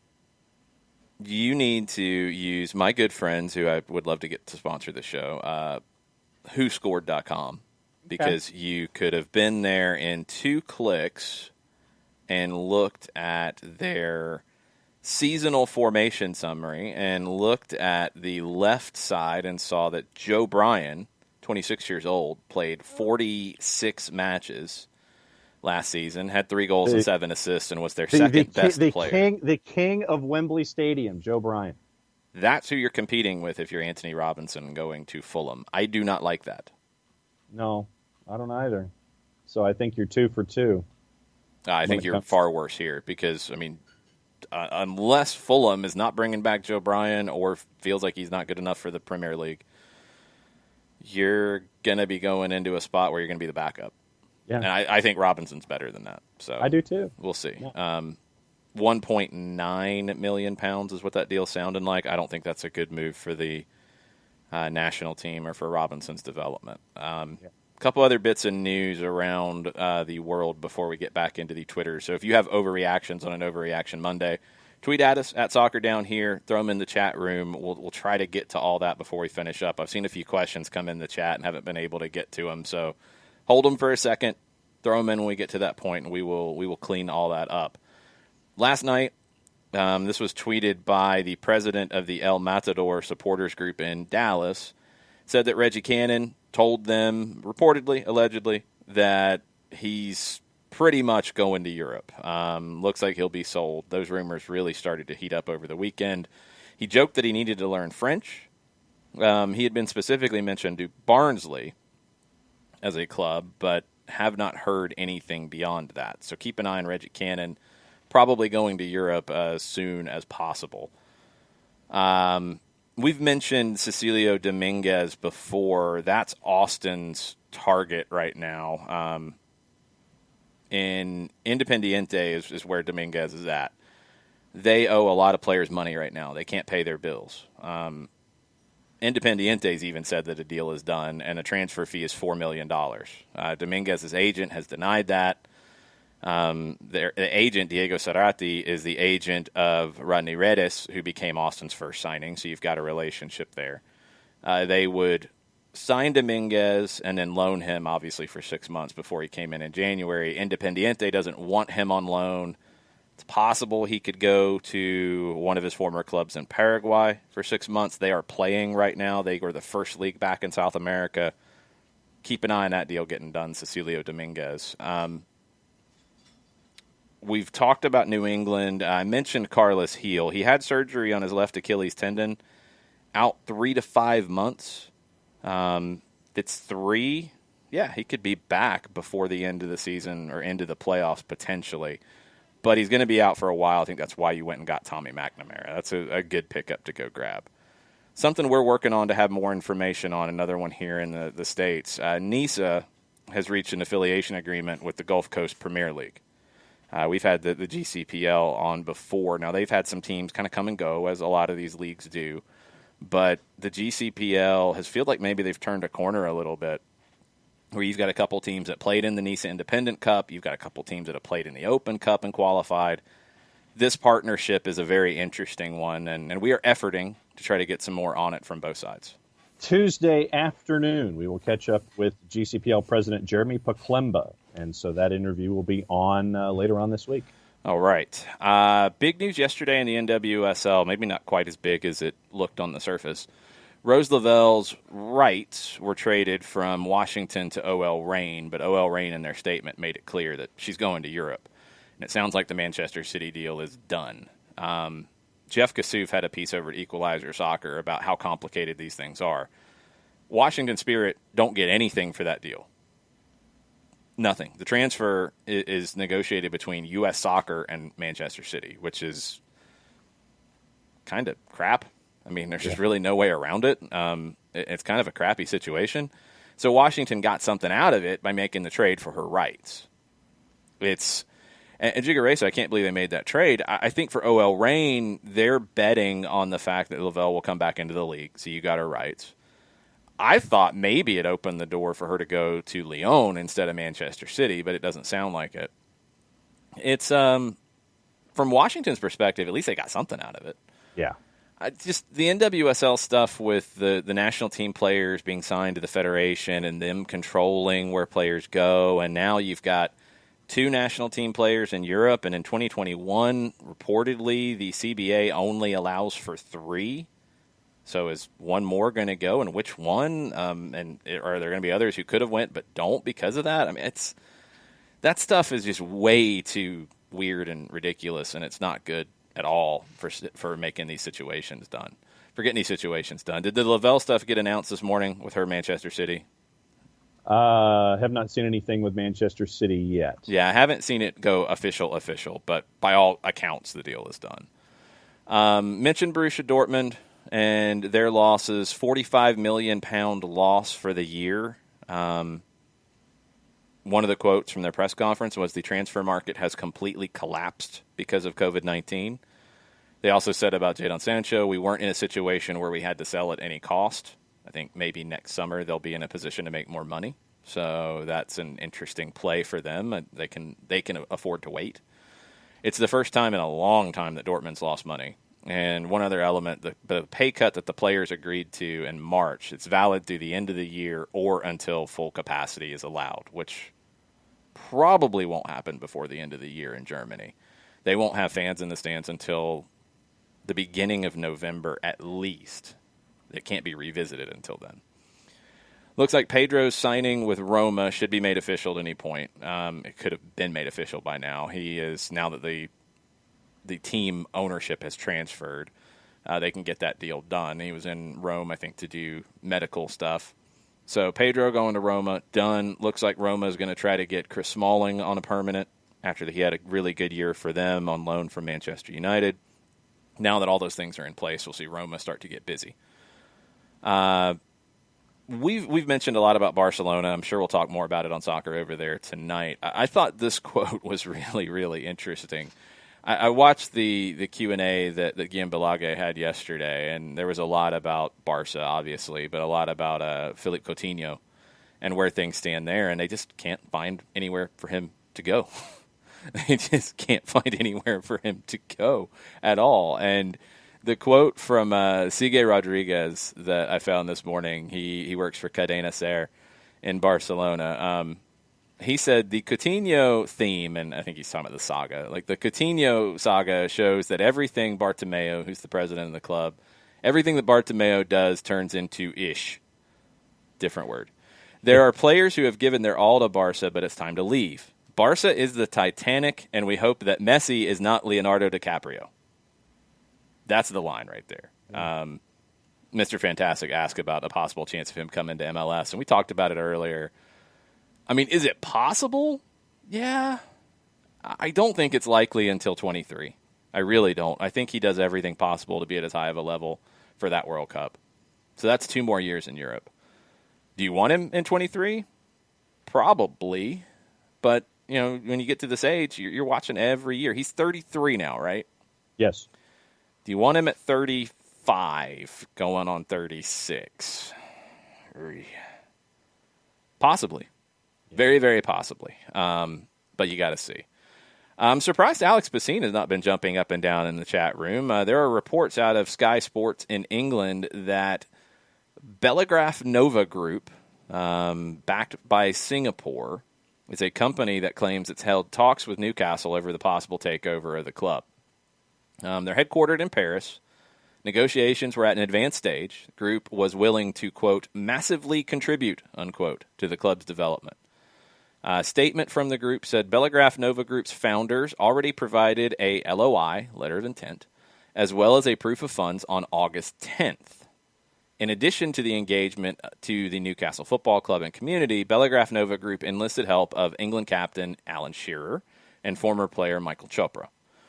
So you've got some players involved. You've got Alan Shearer involved. You've got all kinds of very interesting things going on with this. This is a group that owns 31 entities, earned about $12 billion in revenue last year, according to the company's website. They added that talks with Mike Ashley had taken place in recent days and were ongoing. Now, Sky Sports has also been told that Mike Ashley is still in communication with the PIF and its partners and is attempting to resurrect the takeover involving Saudi Arabia. Of course he is. Is he stupid? It's Mike Ashley. Okay, fair enough. More reports, and this is from a 3-letter source that we don't talk about. Yes. But it is something to keep in mind because it has been talked about before in terms of an element of this.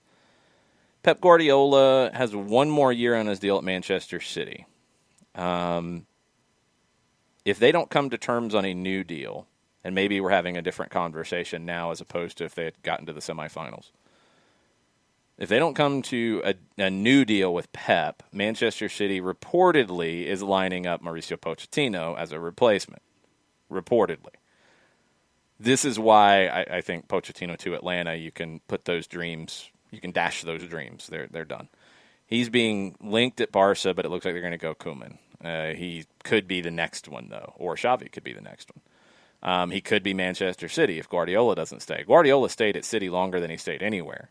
So it's reasonable to think that he might not want to stay at Manchester City for a whole lot longer. We'll see what happens. Yeah, the Guardian is saying that that Bellegraph Nova has offered 280 million pounds. Well, yeah, because the last deal didn't get done. You're going to start there, of course. You're not going to come in and say, we're going to offer you 4. Yeah. And they also, in that same article, they said that Henry Morris offered 350, but that verbal has not turned into something that is in a written form. Yeah, or the proof of funds. And that's, I think, a big element that B&G mentioned is that they have submitted the proof of funds. That takes it to real. That takes it to a real conversation. Ashley's probably going to want to get more money out of him. If you start at 280, you settle on 3, which is what you were going to get the other way. I think you're probably in a good spot. So we shall see there. And now the Pep to Atlanta conversations have started in the Twitch chat, which, of course, might as well. This is one of the crazier stories I've ever heard of. The Wigan Athletics situation, because it's taken another turn. So Simon Stone at the BBC had a great piece on this. We've covered Wigan going through like owners like it's candy and owners who are reportedly parts of other ownership groups who they are selling themselves to in some weird way. And they've penalty. They're in administration, all kinds of bad things. But now it has come out that their owner, or the main primary individual of the ownership group is maybe the best way to put it, inquired about putting them into administration before the takeover was even complete, which makes no sense except for something that we'll come back to at the end. Mm-hmm. So all young YK is the owner, or at least the controlling person right now, or was until he put it into administration, spoke to insolvency practitioners, Begbie's trainer, about the possibility on June 23rd, one day before telling the Football League that he had bought a 51% stake in the club. So before he told the Football League, hey, I'm the guy now, talk to me, he had already talked about insolvency. Yeah. That's madness. The move to place the Laddics into administration came on the same day the club were told the EFL would advance a £2.325 million solidarity payment. Begbie's trainer is the club's administrator. They're managing the administration. They're still trying to find a buyer, and they've warned that if they can't find a buyer by August 31st, they might not be able to fund the team for the upcoming season. A 40-page document was made public about all of this and how everything went down. The commission who released the document studying this said it may seem extraordinary that notwithstanding the deal, which was to be completed the following day, which resulted in him becoming, in effect, the sole owner of the club, on June 23rd, Mr. K had already contacted Begbie's trainer regarding putting the club into administration. K did inform Begbie's trainer at that time that he was, quote, not putting another penny into the club. The commission said that K was not open with Wigan officials, and at a board meeting on June 24th made no mention of his conversations with Begbie's trainer the previous day, and that would have been when he informed the Football League that he was taking over. And then on June 26 and 29, quote, gave, quote, either false or knowingly misleading, unquote, assurances about future funding. Kay complained at the beginning of June, even though he wasn't the primary owner, about the EFL's decision to resume the season. Suspended Darren Royal, who was part of the board. At about the same time, Choi, who was Kay's ex-business partner, Choi sold his 51% stake in the Next Leader Fund to Kay, who in turn refused to make available the £6 million expected by Wigan, quote, because his other business took priority, unquote, which sent the club into administration. So very quickly to try to sum that up. Yeah. The guy who bought 51% of the Next Leader Fund, who owns the team, said before he bought it that he was not going to fund it, but he bought it. Mm-hmm. Let me ask you a question. Sure. Why would you buy something if you were going to put it into bankruptcy the day you buy it? Why would you do that? Because you got money on the team being relegated?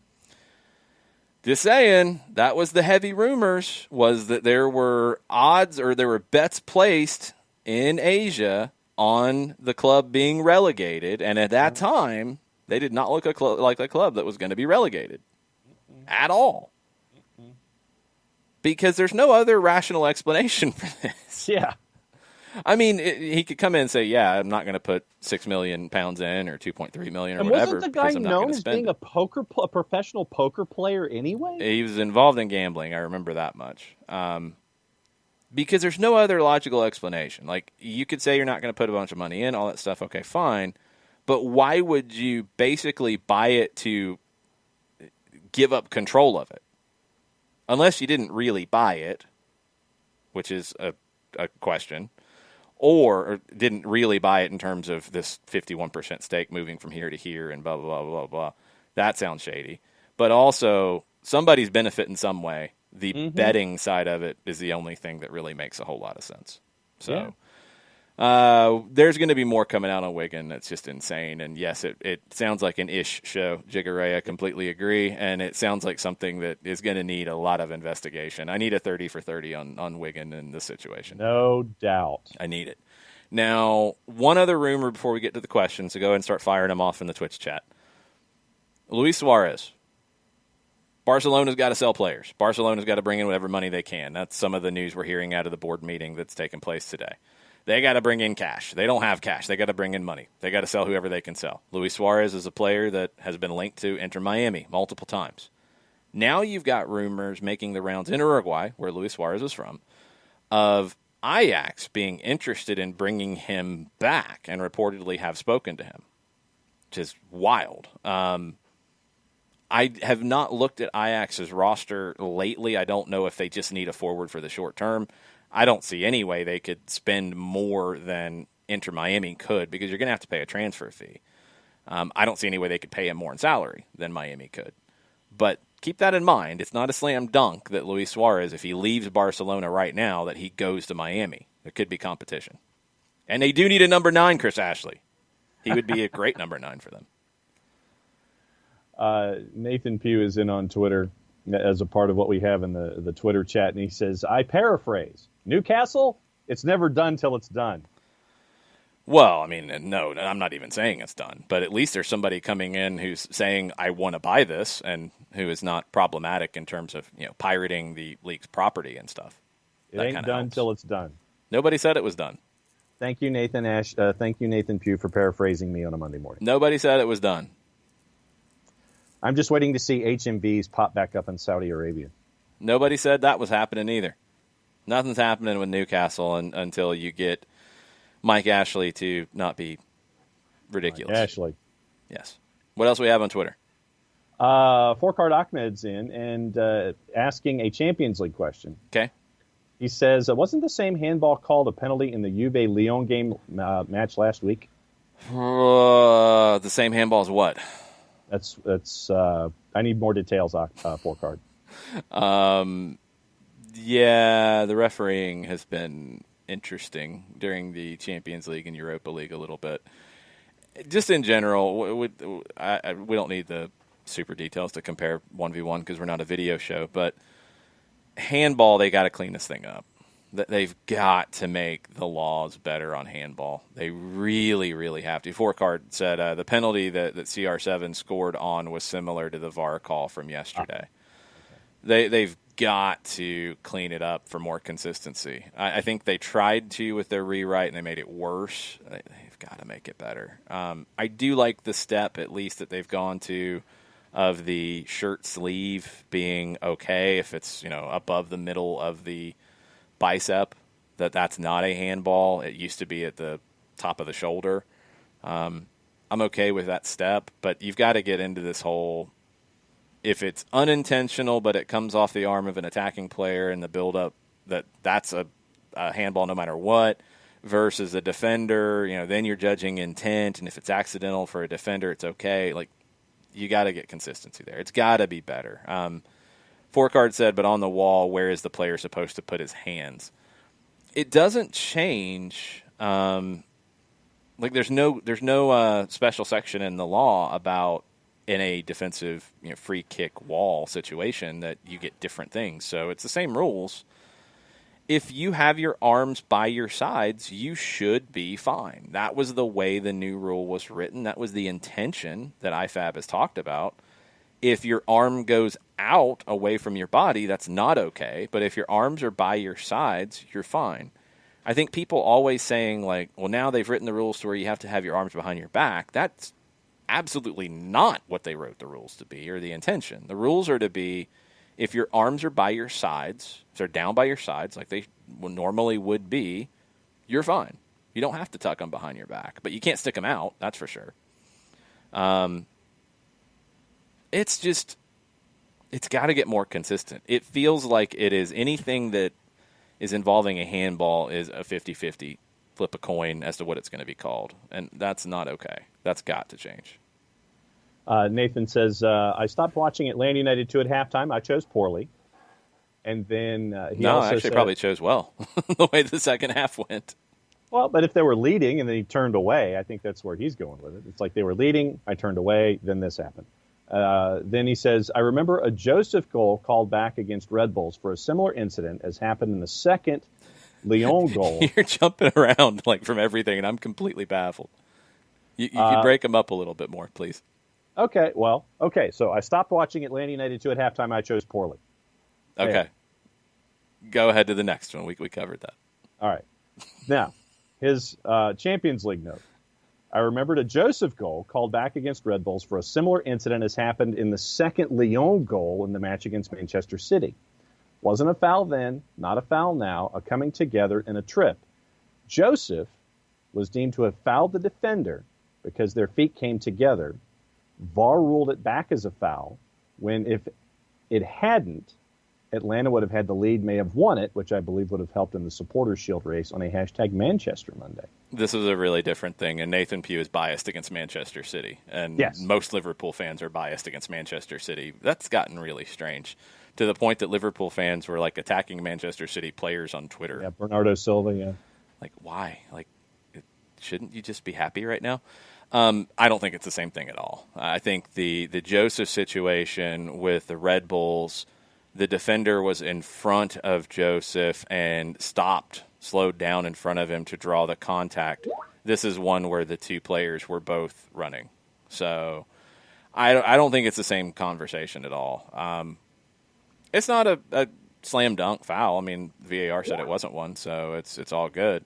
But I think it was a foul. I thought it was. I thought that should have been looked at. It wasn't? Okay, fine. It's not the end of the world. I disagree with Manchester City people saying, like, oh, we would have won if that hadn't happened. No, you would have had a different conversation if Raheem Sterling had finished a great opportunity. You would have had a different conversation if Kyle Walker hadn't just stood there and watched one of your defenders, Garcia, make a huge run, make a big tackle, great play, and then just stand there and do nothing. So your issues were not just about that decision, but I disagreed with the decision. It happens. Very few referees are going to get every single call right. That one did not change the outcome of the game, but it was a big call.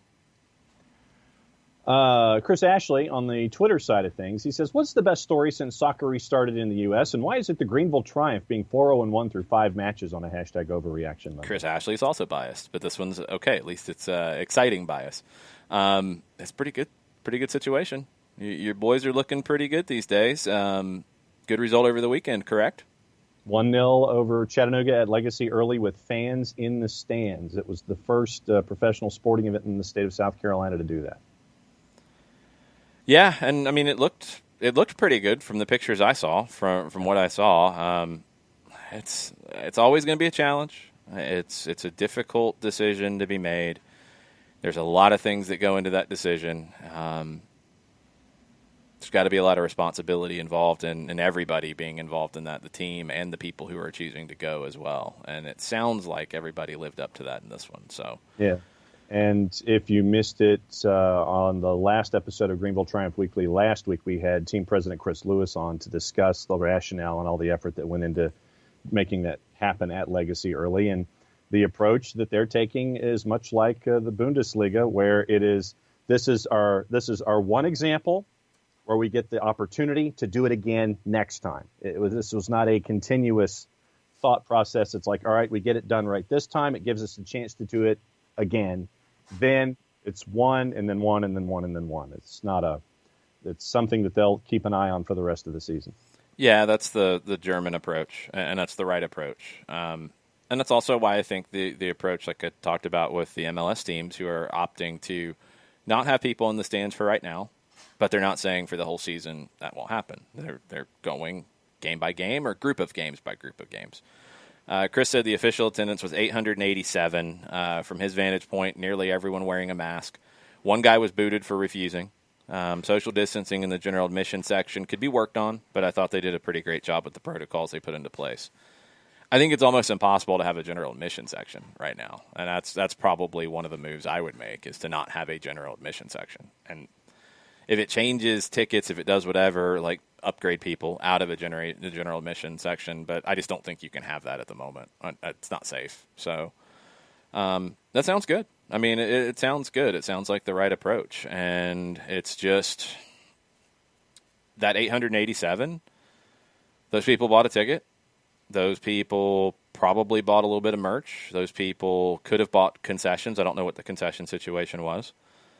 That's needed revenue. And it's kind of weird that in these situations like League One and I think even USL Championship teams, even an attendance like that is a pretty big deal. I mean, it can be a pretty important part of your budget, whereas with an MLS team, it might not be worth the trouble to get to that point. For a championship team, for a League One team, for a NISA team, for example, I think it can be a really important step to make. And Chris also points out lots of local press coverage as well, which is really important. It is, and you want to get that press coverage for the right reasons, and it sounds like they did here. They got everything done correctly to get the good press coverage, which is what you want. Jason Nix and Rich Ransom are left here on the Twitter timeline. Jason Nix says, it was a painful one to watch with Atlanta United 2 this weekend. The 2 goals in quick succession was bad enough, but the winner at the death again really sunk the knife in the heart. Love their fight, but what can Tony Annan do to shore up the end-of-game performances? You're not focused on it, and you're not going to be totally, because that's not what this team is about. You're focused more on the individual stuff. Like, you're not getting to the point tactically, especially right now with the stop-start nature and Tony coming in for Glassy and all of that. You're not getting to that tactical level of a team tactic because that team is based on developing individual players. That's that's what you're focused on. You're focused on players fulfilling their roles and players doing their individual things. You're not looking to shut down and get defensive in this result. Now, you do need players to step up in the individual situations, and you're going to have a lot of conversations. You're going to talk through this, but a lot of these kids have never been in that situation before. You have to kind of live it. The thing is, for me, the development has changed a lot, and it's a minor thing, but I think it's an important one. You look back to last year and in 2018 when things turned in a match, when things got difficult, the team folded. You saw a 1-0 lead turn into a 5-1 loss. You're not seeing that now. I mean, look at the results all year long. You're in every game. Every game is tight. You are battling in a much better way. You're not getting those late results. But you're also asking 15 and 16 and 17-year-olds to understand how to recognize situations that 25 and 26 and 27-year-olds sometimes struggle with. So it is what it is. It's not good. But if you're Tony in this situation, honestly, you have more to work with in terms of teaching and development coming out of that than you would have if they had won 2-0. And for the long-term situation, that's good.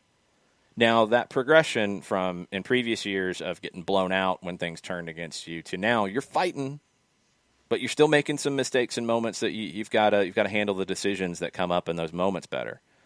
You've progressed.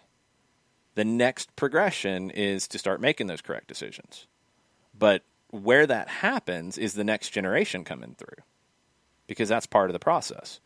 The first generation coming through struggled with adversity. This group of players is handling adversity better, but you saw Efrain Morales, for example. First game, comes off the bench early. He gets a goal. He made some mistakes defensively. That's his first game with that intensity. That's tough, but he's going to learn. What you need is him to learn and him to move up and go into the first team and play. But you need that next center back, the one who right now is like 13, 14. When they come up into Atlanta United 2, they need to have been in pressure situations as best as you can replicate at that age to where they can step in and be more effective straight away. It does take time.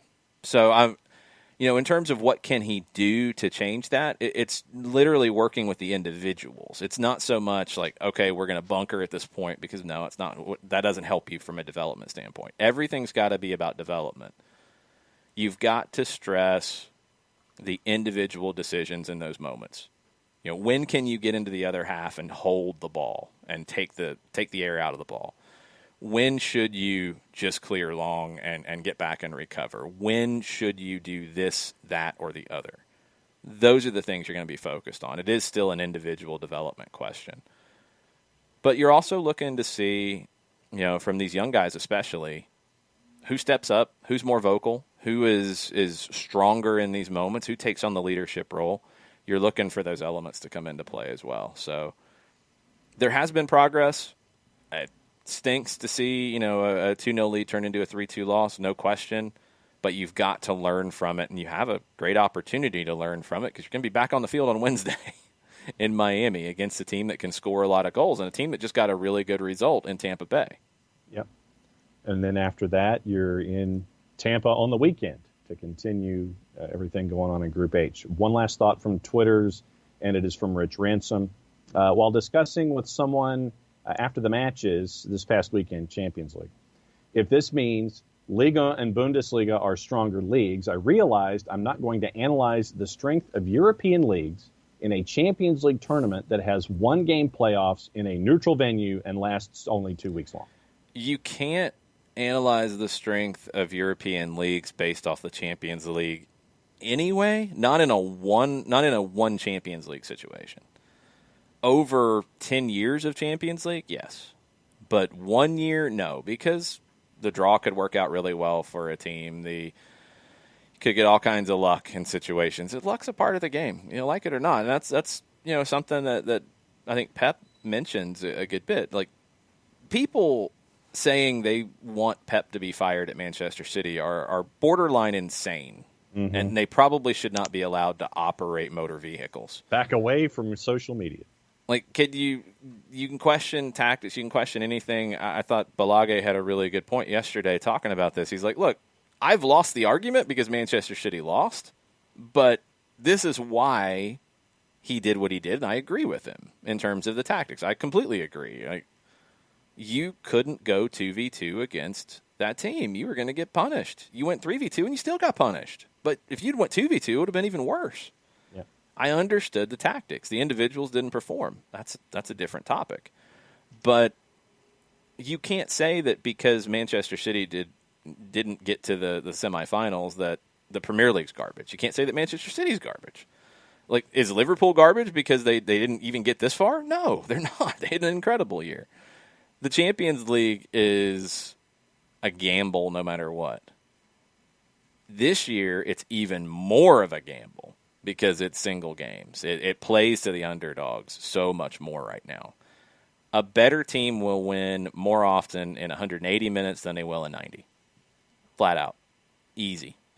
So this whole thing now that everybody is saying, like, oh, see, Premier League's overrated. It's all about the French League. No, it's not. German League, different conversation. They've been building to this, and you have 3 German managers in the Final Four. That's a little different. Are they the Premier League? No. Are they closer than maybe people give them credit for? Yeah. Liga? I mean, Lyon was the 7th team in there, and they've come in here, and they've been very defensive, and they're great on the counter, and that's it. 90-minute game, you can do that. 180 minutes, I think you get found out. So it is what it is. The Champions League as the determination on if a manager is good or if a team is good is an incorrect determination anytime, even more so right now where it is 90-minute one-off games at a neutral site. Officially caught up on the Twitters. What's going on the Twitch pitch? Lots of stuff. Bernd Durstberger says Barcelona's in big trouble. They have all these old guys on huge salaries, so they would gladly leave them on free transfers, but nobody will pick up these salaries. So either the players take pay cuts or it will take 2 to 3 years until all this gets cleaned up. Lean years coming, unfortunately. I think there's moves they can make to shore up the financials in the short term. I think they're going to have to. I don't think they can wait 2 to 3 years, unfortunately. I think they have to make some moves. I think they can sell Ter Stegen because I think he has value, and you can recover in that position, I think. So you got to sell him. You might have to sell one of your younger guys to bring in the cash you need. It is going to be difficult on a Piqué, on a Busquets, on a Messi. I mean, Messi's special. Put him in another category. Piqué and Busquets, you have some really tough challenges here. Would they take pay cuts to stay? You're going to have that question. You're going to have that conversation. Do they trust the board? Probably not, and that's another element of this. Could you find somebody who might pay a little bit of money to bring them in and pay their salary for another year or two? I think Busquets might have 2 or 3 more years on his deal, which is craziness. It's going to be tough. But I think you can turn the financials at least quickly. The on the field, yes, it's going to take more time because you're going to have to rely on young players more. You're going to have to get away from some of these older players that have carried you, and you're going to have to take your lumps with the young guys, the next generation. Luckily in Spain, you can still be, I think, a top 5 team, even doing that with the talent you have and with the competition there. Top 5 might not get you in the Champions League, though, and then that goes back to the financials. That's the dance. That's the hard part of it. Barcelona's in such bad financial shape, they have to get into Champions League. So they can't blow it up to the point they don't get into Champions League, but they have to blow it up. So it's a really difficult dance. Whoever comes in, if it's Koeman, it's not on him, just like it wasn't on Setien, just like it wasn't on Valverde. It's on the board. The board has to get the club back to where it needs to be. The manager will be the representation of that, and if it's going that way, but they've also got their hands tied behind their back, and they're trying to fight somebody because they don't have all of the decision-making power in what needs to happen that would give them the opportunity to do their job the most effectively. It's impossible. Barcelona's got to bring in money, period. They also got to keep getting into the Champions League, period. That's a tough dance. Yep. I think you have to sell one player that you don't want to sell but can bring in the most money. I think it's Ter Stegen. I think you're probably going to have to sell one of your 24, 23-year-olds and younger that can bring you big money. If you do that, you might be able to make it work. Also, some player swaps could help you out here. You can figure out some things with that. You have to get really creative, but you got to bring in some cash because I just don't see them having fans in the stands the rest of the year. And that could be catastrophic in the long term. But you still got to get into the Champions League because if you don't get into that, that's catastrophic too. Mm-hmm. So it's a really tough situation. It's going to be fascinating to watch. Byrne says about Atlanta United too, what they really need to do is to be up 2 goals at the end.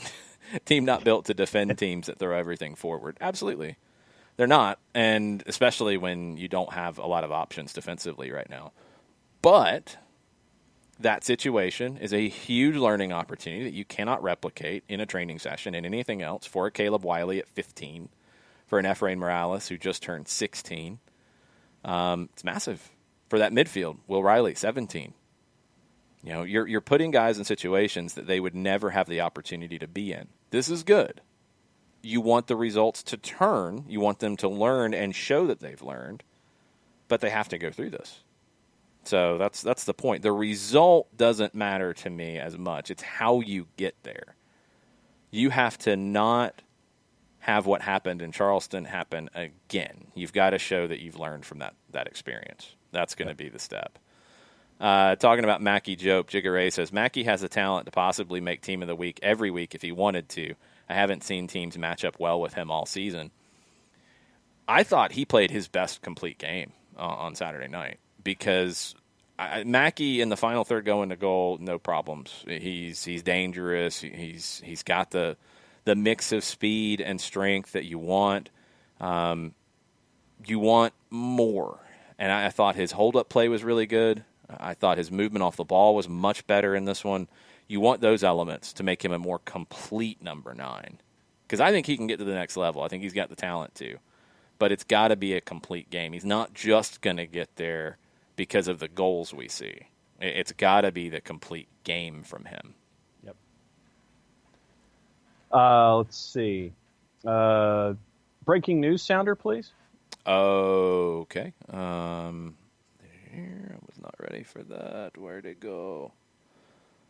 Donde está? There it is. Breaking news from John Nelson.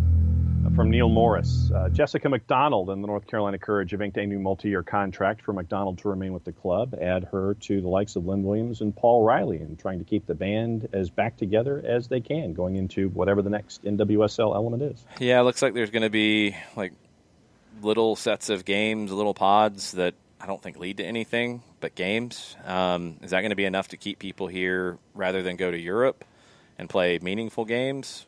I don't think so, but is it something? I guess. I'm really curious to see what NWSL does between now and the start of next season. Louisville will be in. You'll have LA coming in shortly. You've got to take those next steps. You did a lot of good things in 2020 if you're the NWSL, even if you don't play another game this year. But you've got to have these tough decisions on keeping people because the European interest is only going to grow, and also recruiting more talent coming into the league too. You got to recruit from these European teams. You got to get players to make the decision to come here instead of Lyon or Manchester City. Not just keep people from going, you got to go get some of those people. So it's going to be a big next 6 months or so for the NWSL. I want to see how they handle it. The Twitch pitch looks like it is gaining favor on the. I think it is. I think it's starting to build a consensus. I told you by Friday, the end of the show, the name's going to be decided. So Taka digs the Twitch pitch, and Chris Hutchison says, and after a loss, it can be the Twitch bitch. Whoa. I guess it could. But, yeah, sure. So there you go. And apparently Taka has also reached out to the Triumph and looks like he might be attending games as well. So he's all locked in on the Greenville Triumph. There you go. Get down with Chris Ashley on that one. Chris Ashley wants a bracket for the name. That ain't happening. No brackets for names. We're not doing that. Lots of votes for Twitch Pitch, though. I think that's probably going to end up working out. Okay. Still got a few more days. We will see. Ragamuffin's offering $25 for anybody to vote for the locker room. I don't know if my vote's going to be bought, Ragamuffin.